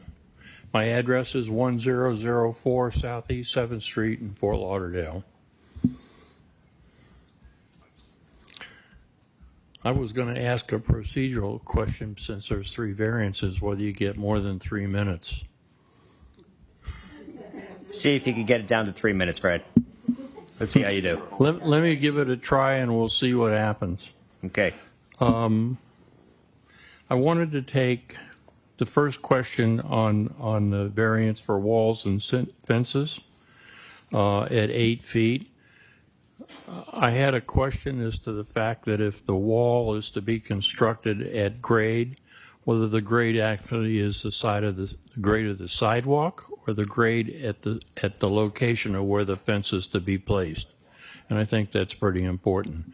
The grade on this particular property drops off, and if you measure from the sidewalk, that's one issue. If you measure back, that's another issue. And my suggestion is, and the applicant has romanced the board in believing that there's a great deal of beautiful landscaping that's going to go between the sidewalk and the fence. That's not true. And I guess that I have to say at this time, and I didn't want to blow my own horn exactly, I've been a registered landscape architect for almost 60 years. I've done projects, major projects throughout the entire city, and I can tell you that you cannot screen this wall with 3 feet of landscaping, so that if the board were to consider granting the variance for the taller wall, you should consider asking or stipulating that the wall sit back a bit further than the 3 feet as the code requires. That's pretty simple. The lots are quite deep, and I think that that might help soften the visual impact of the wall. I had concern, and I voiced it to the staff, over how the wall is to be measured. And I suppose, as long as the board is aware that the applicant has acquiesced and said that they will deal with the grade from the grade where the fence is to be placed, that everything is copacetic. In Rio Vista, what started this discussion in front of this board 3 years ago was that somebody came in and we granted a variance and they built a 10.5-foot wall on Cordova Road. And the reaction of the community has now forced the city commission in the last 3 weeks to request that the staff rewrite the ordinance to deal with the FEMA elevations. I don't think that the additional height is warranted, particularly if there's not sufficient landscaping between it and the sidewalk. But I do agree with the applicant that the fact that it's better to have one continuous design for the whole 1,600 feet. And if you kind of finish up, Fred. Well, what I really wanted to get to, and I'm discouraged that none of the members of the board went and looked at the site. I know that you've driven by it. If you went onto the site, you will see that it has most of the most magnificent trees in the city of Fort Lauderdale. When you develop on a 50-foot lot and you build a 2,000 or 3,000 or 4,000 square foot house on a 50-foot lot, you're going to have a 5-foot side yard setback. That will not allow anybody to move to save any one of these trees. Everybody has talked about the drainage and the fill. When you add 2 or 3 feet of fill to this site, it will kill every tree that's there. And I don't know. I heard tonight that they have a tree removal permit that has already been granted, and it is beyond me how the city could grant a tree removal permit because the code requires that the applicant show that they cannot adjust the site plan in order to save the trees. I don't understand how the department could issue a tree removal permit other than the fact that the applicant is trying to take advantage of the fact that the old code, which had a very limited Fred, amount of evaluation. I gave you a little extra time, but I will. A very limited amount of the evaluation of the trees is that the new code has raised the impact of removing those trees by almost 3 times. And you cannot, and I'm telling you as a 60-year landscape architect registered with the state, you cannot save almost any tree on that site if you decrease the size of the width of the lots. Thank you, Fred. I almost played Academy Award music with you. Okay. Sir, if you'd like to come up and speak. Please confirm you've been sworn in, state your name and property address. Hi, my name's Lawrence Kelly. I live at 10... 1 second, Lawrence. If you could press the button down there at the bottom so we have the microphone hot. It's right in the middle.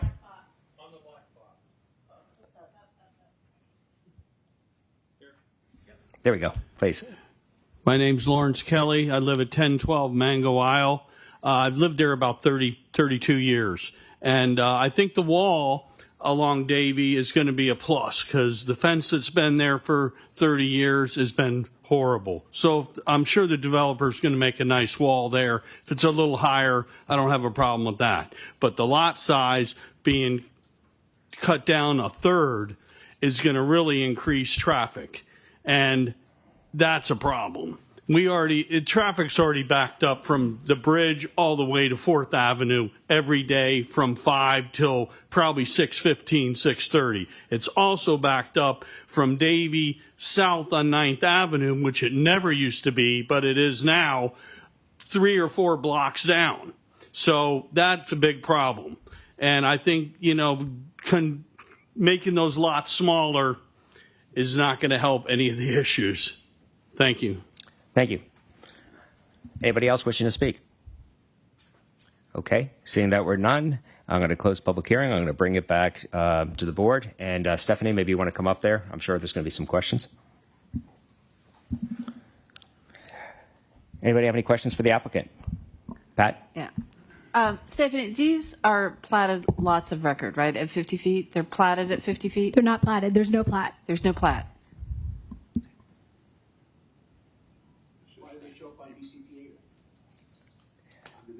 Those are tax folios. Correct. Sorry, no cross discussion there. The tax folios have already been granted for the lots at the RS8 zoning. Okay. Was there something else to Pat? But the RS8 zoning is a 75-foot lot. No, it's a 50-foot lot. Okay. But the subdivision regulations are 75. Subdivision platting requires 75-foot lot.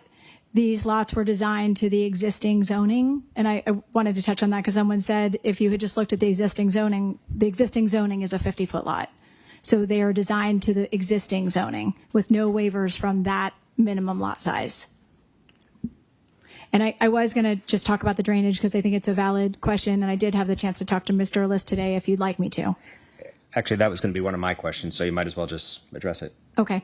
So when you build anything in Fort Lauderdale, anywhere in Broward County, it's true to say that that platting requires you to address drainage. But the city of Fort Lauderdale also requires you to address drainage. So just if you don't plat, it doesn't mean that you don't have to address drainage. When you build a single family home, just like if you're building a multifamily project, you are required under the existing building code to ensure that you are maintaining all of your drainage on site. You are not permitted to allow one drop of your drainage to go onto your neighbor's property. The city of Fort Lauderdale does a really good job of requiring when you go in with your building permit to the city with your single family home, your designed single family home, the city will not allow you to request a building permit until you have a stamp from Broward County Surface Water Management. And that stamp from Broward County Surface Water Management is the county's review of your drainage calculations, which must be done for any development. And that's done by a civil engineer. The civil engineer does very complicated, I'm not going to pretend to understand them, but extremely complicated drainage calculations. And part of that drainage calculation is under today's rules, you're not allowed to drain old homes when they were built. A lot of them drained right into the canals and the rivers. That's not permitted anymore. You're not allowed to do that. You do see that in several places around town because those are older homes. But when you redevelop, you must maintain your drainage on site. So it's a really good question, and I did want to address that. I'm going to have a question for you. There was also brought up as far as the number of homes, question that if it's changed, are you going to be putting more homes? So if you would like to address that. No. So the homes are designed, again, to the existing zoning category, which is the RS8. If it's changed, what we're asking the board to review is that there's a conflict in the code. We're not asking for a change to the code. We're asking for you to say that the subdivision regulation, which requires something different, that I think does not what the apply. question had been asked is the number of homes that will be there. It's total of 31. 31. So total of 31 homes. Okay. Sir, please, we can't have the cross-section talk. Okay, 31 homes. 31 total, yes. Okay. Pursuant to the RS8, yes. Thank you. Is there any other questions from our board members before we bring it back? Okay, thank you, Stephanie. Thank you very much. So I'm going to bring it back to the board for discussion.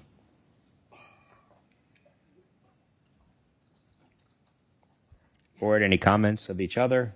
Any motions? I'll move. Do we have to do these separately, right? Let's please them separately.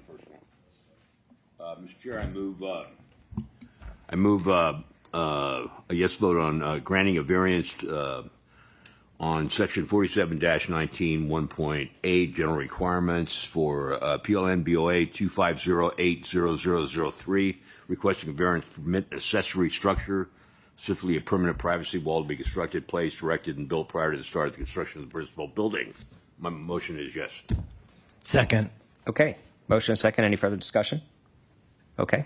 Nicole?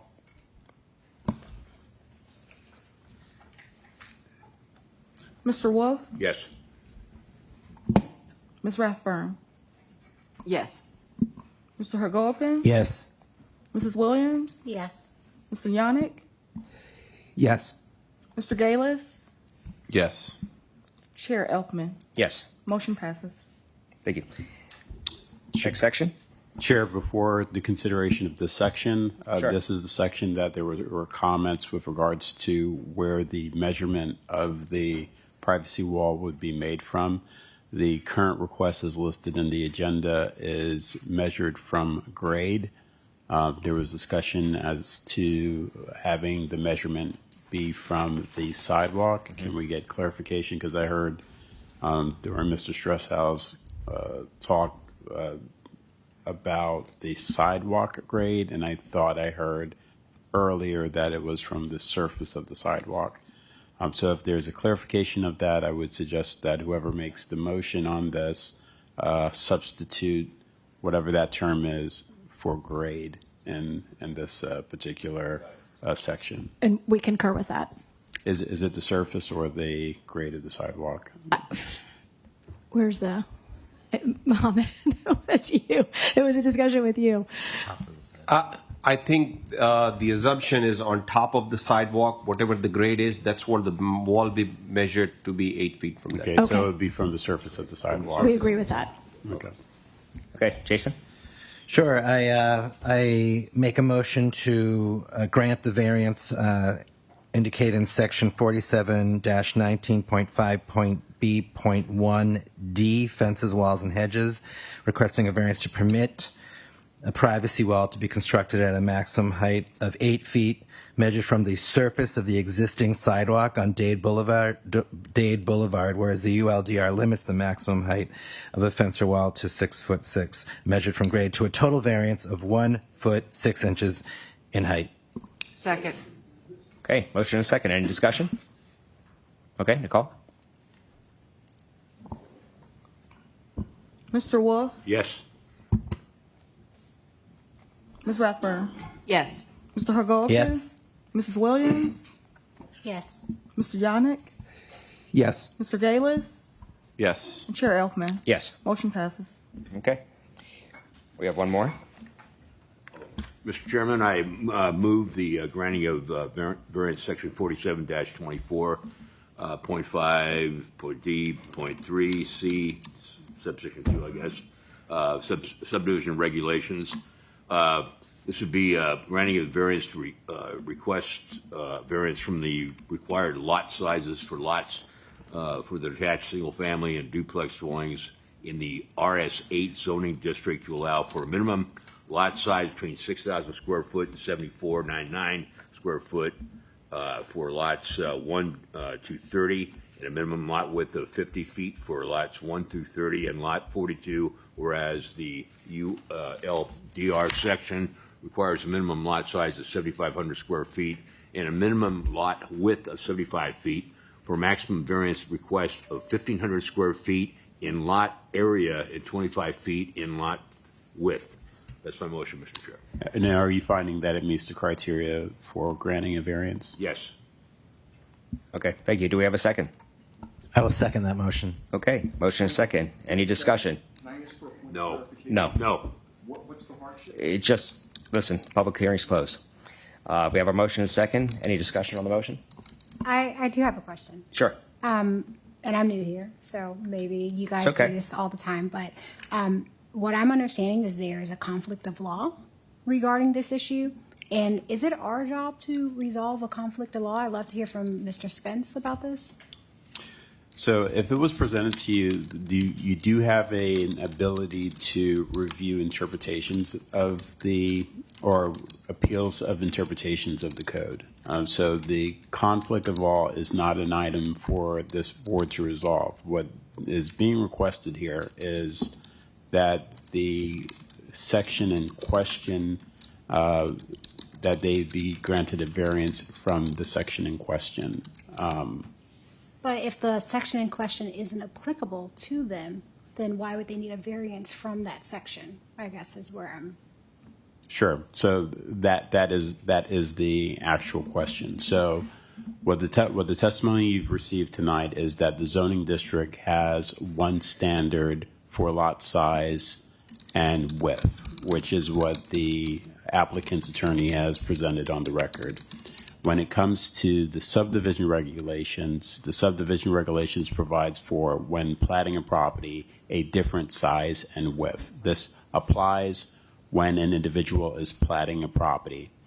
The applicant, based on the proposed development scheme, is not required to plat their property and would not be subject to the lot size and width.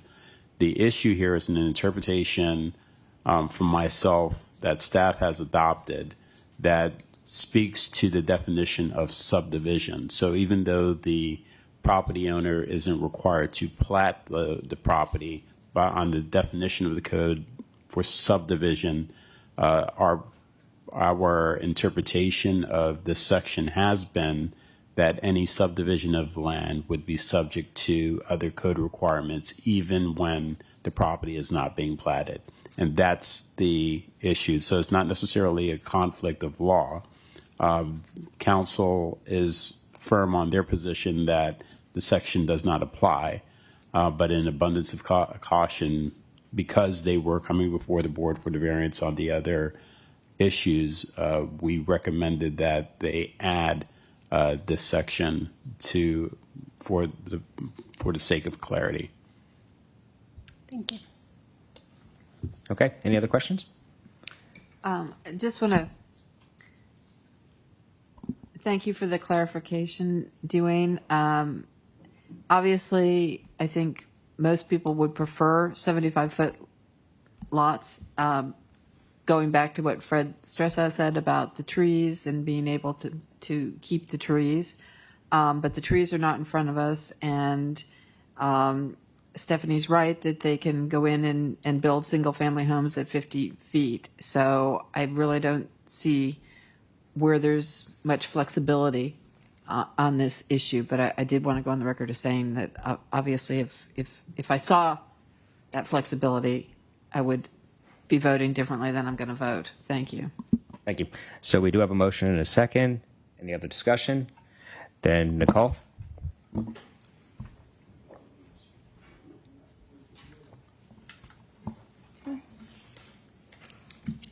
Mr. Wolf? Yes. Ms. Rathburn? Yes. Mr. Gopin? Yes. Mrs. Williams? Yes. Mr. Yannick? Yes. Mr. Galis? No. Chair Elfman? Yes. Motion passes. Motion passes. Thank you. Okay, before we call our next case, I'm going to leave it to the board. They did, in anticipation of a long meeting, they did offer pizza back there. Do you want to take a 5-minute break, or do you want to come right in? I think Rep Pizza come back. Okay, let's take 5 minutes then, please.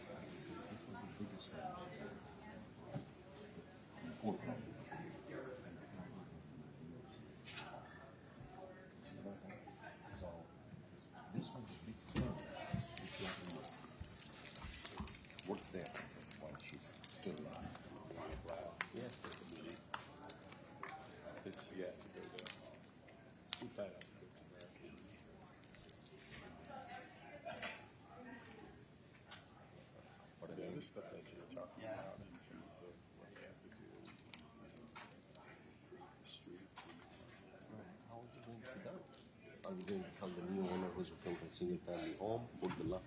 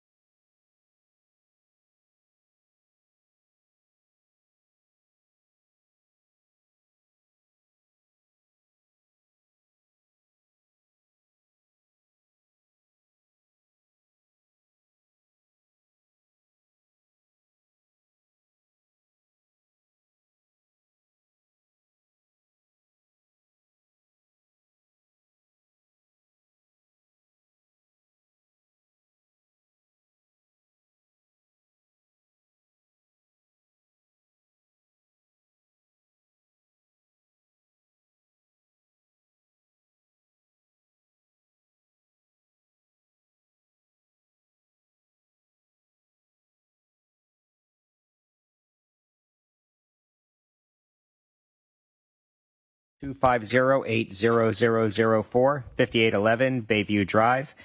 Let's start with disclosures. Danella? None. Jared? Nope. Samir? No. Bob? None. Jason? Nope. Pat? No. And I did a drive-by. Sir, and you have been sworn in? Okay, please state your name and property address. My name is Jeffrey Martin, general contractor with JM Builders, FLA Inc., here for 5811 Bayview Drive, Fort Lauderdale, Florida 33308. The owner's also here, Scott Cavallaro. He's in attendance as well. We're seeking a variance of slightly over a foot for a shaded structure. We have a building permit for our structure. It was permitted back in April. We began construction shortly after. We ran into an existing electrical conduit underground that was unforeseen. We had to move our column slightly. When the building inspector came in to do our frame inspection, he noted that it was slightly off than our plan, so he asked us to do a revision. When we did our revision, a variance was requested. So we have since then, gone through so many obstacles and applied for this variance to come here today to ask for slight modification.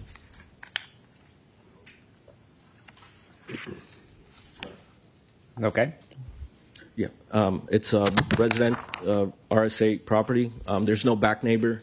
This is only moving it 1 foot to the south side. The neighbor's totally in support, has no issue. Yeah, so I mean, if you guys have any questions. Okay. One question. Yes, sir. Bob, let me just see if there's anybody from the public wishing to speak, then we'll bring up for questions. So hang tight. I don't think we do. Anybody from the public wishing to speak on this matter? Okay, seeing that we don't, we're going to bring it back to the board for any questions. Go ahead, Bob. So the obstacle or the hardship that you found is the electrical, what components? It's a conduit that runs the power to the dock. It's a concrete conduit yes, underneath? Yeah, so it runs the power down to the dock in the back of the house. So we just moved our column a little bit over to not have to. And if you didn't have that, it'd be in compliance? Yeah, absolutely. Okay. Done. Okay. Is there any other questions to the applicant from the board? Okay, thank you, sir. And bring it back to board for a motion.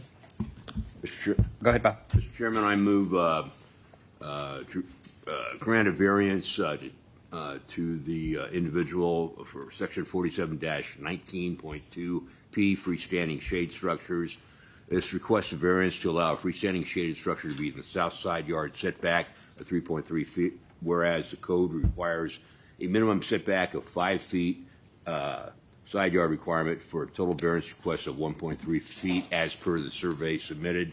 The hardship was created due to electrical findings underground with concrete conduit, which prohibited the property owner from adhering to the zoning requirements. Just point of clarification, you typically electrical conduit is it's not concrete. I just want to make sure for the record that when you make the statement that doesn't end up being the deciding factor. Because it's probably not, it wasn't a concrete, I'm sure. No, it's a conduit. It's a conduit, but piece of metal. That's where the concrete footer goes. Yeah. So just for clarification, if that's the reason why you're making. Yes, I thought you said. And do we have a second? Second. Okay. Motion and second. Any discussion? Okay. Seeing none, Nicole.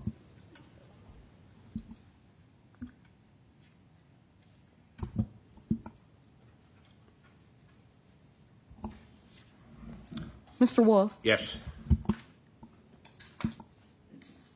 Mrs. Rathburn, No. Mr. Hagopian, No. Mrs. Williams, Yes.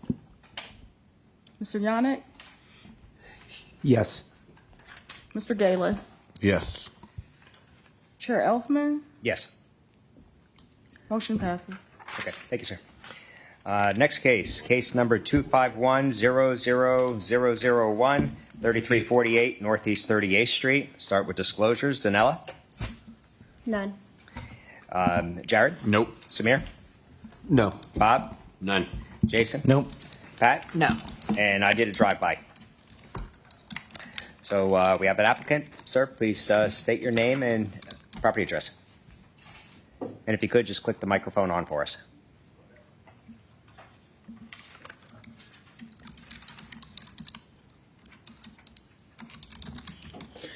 My name is Dwayne Shaw, and I'm the agent for the owners. And could I just clarification, when you say agent, you're referring in which capacity?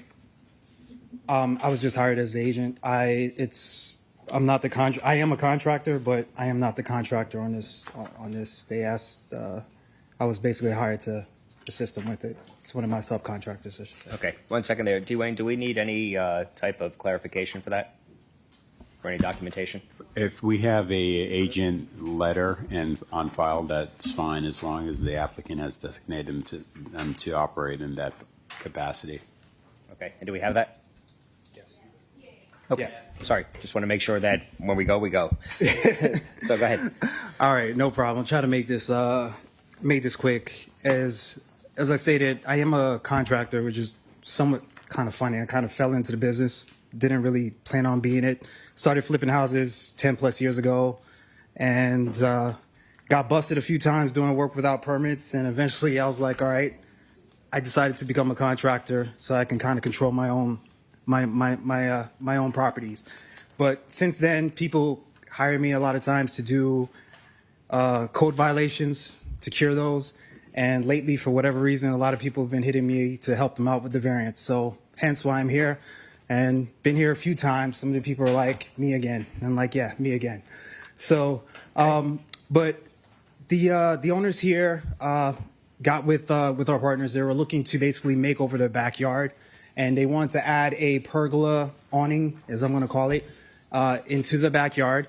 And we contacted the city to find out what they are able to do. They have such a uniquely shaped lot. It is a pie-shaped lot. So the front of the house is a fairly good size. The backyard, not as much because of the way that it points. So some restraints there. So we contacted the city to find out exactly what it is that we're able to do. And we were told that we were able to install a pergola with a 15-foot setback.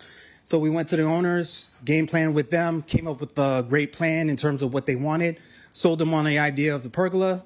And once we put it in for permitting, they came back and said, no, it's a 25-foot setback.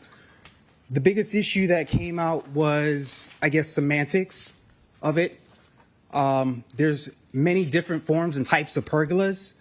The moment that you attach something to the house, the city of Fort Lauderdale, by their code, defines that pergola as an awning, and it completely changed what we're able to do based upon the code. So it basically immediately went from a 15-foot setback to now a 25-foot setback. And unfortunately, we have to then go back to the owners and be like, well, in what you want to do, you basically have to cut it down into half. It just wasn't functional. So here we are. We're asking for permission for a 15-foot setback, which I believe came out to about a 7-foot adjustment, if I'm not mistaken, 8 feet.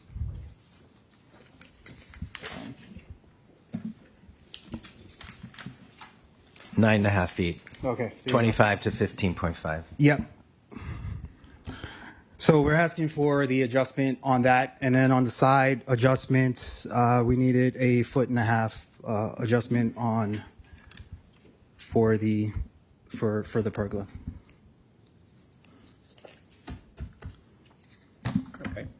Is there anything else you'd like to add? No, I mean, for the most part, they just want to be able to enjoy the yard, freely. Our framers intended us for life, liberty, pursuit of happiness, so they want to basically be able to enjoy the yard fully. The current code, by that, kind of enables that or disenables that. I also just want to point out that when I was also looking at the code, there are 7 subdivisions that does allow for a 15-foot setback for an awning. Unfortunately, this is just not one of the 7, so the request is not an unusual request. And yeah, I will end it there. Okay. See if there's any questions for the applicant. Board? I'm sorry, I'm not sure if I even opened up the public hearing. So if I did not, is there anybody from the public wishing to speak to this matter? Okay, seeing that there's none, I'll bring it back to the board. Board, do we have any questions of the applicant? Pat? Yeah. I don't know if anybody else feels this way about it, but in the past, we've gotten requests for variances with the hardship that the sun comes out. Yes. And the sun comes out everywhere. So I don't think that this is unique or special that the sun comes out on this property. Mhm. So just pointing that out for future reference, if you're drafting one of these narratives, that to me is not a hardship. Even if And it's neither is safety and health concerns of prolonged sun exposure in Florida's climate is heat exhaustion and UV exposure. Okay. You know, that again is not unique or special. We all are subject to the sun. Okay. The economic and property value is not a hardship. What was this, $1.2 million, this house? So it's loss of reasonable improvement rights. No, there's no loss of reasonable improvement rights. This property has got the same criteria on it as every other property in the neighborhood. So even with the pointed, it's the lot. you know, I just wanted to make the point that you know, I don't see a lot of hardship in this particular case.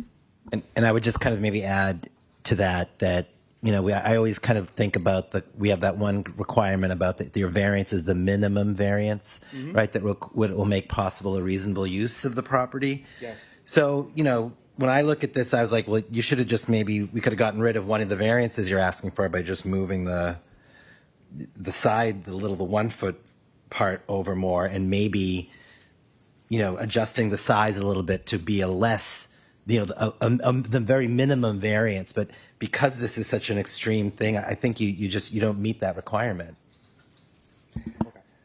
Okay. Does anybody else have any questions for the applicant before I bring it back to the board for discussion? Okay, thank you, sir. And by the way, I just want to disclose, I did drive by the property. I did not get to see the backyard. I only got to see the side. Chair? Yes. Sorry, I'd like to see exactly where, like in the photos provided, where the pergola would be.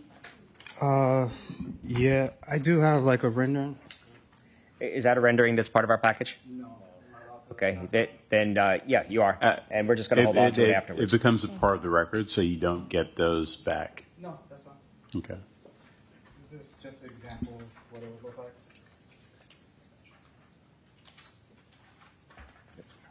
Thank you.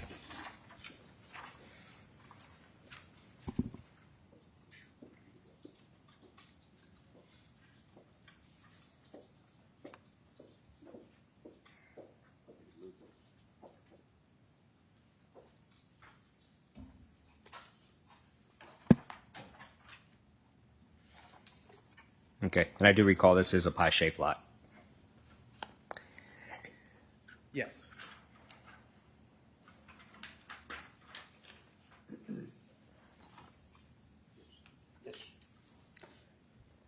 Okay, Danella, did you have any questions for the applicant based on what was provided?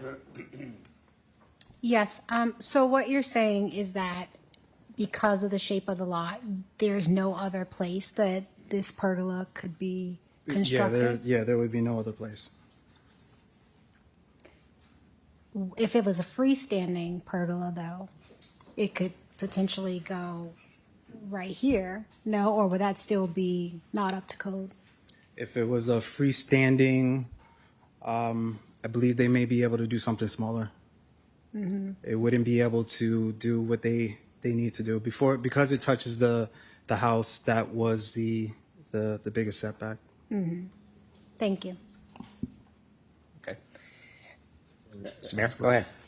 So if there were like other locations by doing a freestanding, why wasn't that explored? Because of where they wanted, essentially it's more of the owner's preference and how the weather, they wanted it against the house to basically maximize the space and create a larger area where they're able to really just step right out. There is a door right there, so it allows them to enjoy the space right by the door.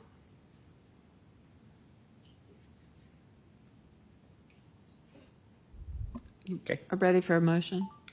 Go ahead, Pat. Are we ready? I don't think anybody has anything else, so thank you, sir. You could. Okay. I think that the applicant just sort of summed it up for me, and that is that it is what they want, not what they need. There is obviously an ability to build something smaller, and they wouldn't be here if they were a freestanding structure.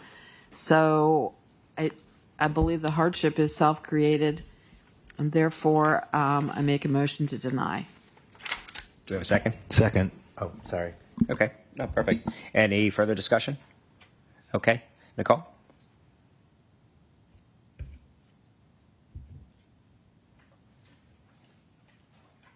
And this is for a motion to deny. Correct. Motion to deny. Mm-hmm. Mr. Wolf? Yes. Yes. Mrs. Rathburn? Yes. Mr. Hagopian? Yes. Mrs. Williams? Yes. Mr. Yannick? Yes. Mr. Gayless? Yes. And Chair Elfman? Yes. Motion to deny passes. Okay. You do always have the opportunity to appeal to the City Commission. Okay.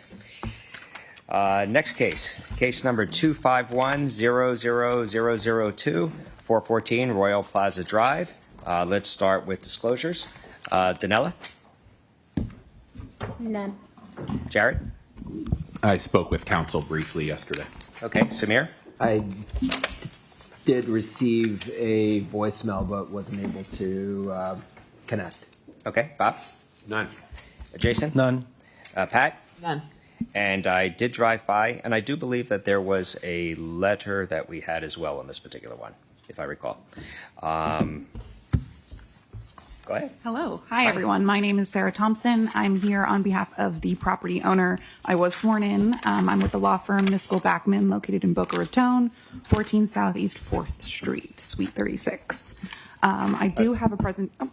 So just for the record, we have an agent letter for Hope Calhoun of that law firm. So you are. I am one of the attorneys with Niskel Backman. Thank you. Yeah. I knew you weren't home, so. I was asked that a couple times tonight. Anyways, I know it's been a late night. I have a presentation prepared that I'm more than happy to give out. Otherwise, I can take questions. We're going to leave that choice to you, which way you want to do it. If you have a presentation, you're welcome to give it. Well, let's run it through, guys. You know, Okay. we've been here all night. What's another couple minutes? Okay. I know it was sent to staff, the PowerPoint. Oh, is it up? So we will not be presenting the PowerPoint tonight. Okay. Or you may. We're going to find out. Okay, thank you. Anyways, while we wait for it to go up, I can just give you a little bit of a brief background as to why we're here tonight. So this is an existing, in a lot of our discussions between our architect and the property owner and with city staff, we're calling it a gazebo, but it's a freestanding shade structure. Say that 5 times fast. So this gazebo, this freestanding shade structure is existing today. And today we are here asking for 2 variances. We're asking for a 6.5-foot setback to the rear yard setback. And with freestanding shade structures, they are required to be open on all sides. So we are asking for a variance to allow one of the sides to be enclosed. So what happened with this is that the plans were drawn. They were submitted to the city. The city reviewed them. They approved them. A permit was issued. Construction began. And now here we are today where construction is almost finished. I believe the single family home is almost done. I think the finishing touches are being added and the gazebo has already been constructed. So it wasn't until recently, I think within the last month, that city staff realized that the gazebo was permitted prematurely and that we were required to have variances for it to be reviewed and approved and constructed. So we're here today just to make sure everything is in right order and that it is permitted as it stands today, how it's designed and where it's located on the site. I know you don't have your presentation up, so we still have a little time on that. I'm just going to see, is there anybody from the public wishing to speak on this matter? Okay, we still have a couple minutes. I do have one question in the meantime. When the plans were submitted, was it a separate plan or was it part of the master building plan on the home? Glenn, do you know?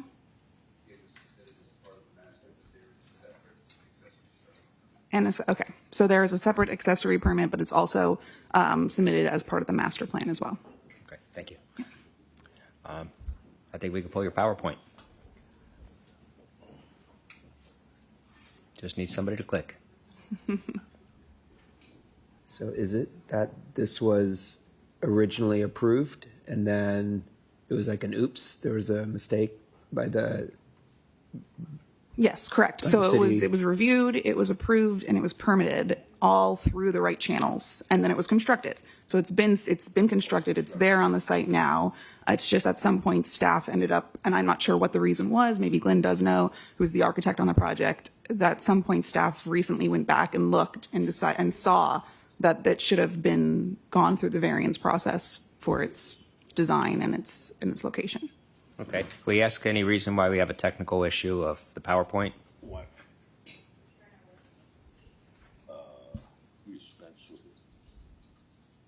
Okay. Any questions in the meantime, Bob? Well, I didn't realize it's already built, and it's sort of I guess, a oops cleanup thing for the board. If there's not any objections, I would sort of suggest we just do it. Well, Unless there's an issue. You can make a I motion. know We'll I'm see if asking there's my any colleagues objections. here. I don't want to be a hog all night. I completely agree. The city, if the city kind of approved it and then they followed Okay. everything. And I'll do it. it's already under construction. It's already already under done. construction. Yeah, So I yeah. mean, like, what can they reasonably do? You know, so. Okay, I'll do. Okay. Go ahead, Bob. You want it? And I do find that a hardship, yeah. I make a motion to grant the variance per section 47-19.2.p for application BOA 2510002, that the applicant has met the criteria for a variance for this project. Second. Okay, motion and second. Any discussion? Okay, seeing none. Nicole? Don't worry about the PowerPoint, by the way. That's okay. That's on me. This is We're this is my done. first time in front of you, Hopefully. and I will know the next time to do this. Motion. Okay. Mr. Wolf? Yes. Mrs. Rathburn? Yes. Mr. Hagopin? Yep. Mr. Yannick? Yes. Mr. Galis? Yes. And Chair Elfman? Yes, motion passes. You can tell. Hope you did good. Thank you so much. Okay. Any communication for the City Commission? My only communication is thank you for the new seats. Very comfortable. And is there anything for the good of the city? Seeing none, we stand adjourned. Thank you. Thank you.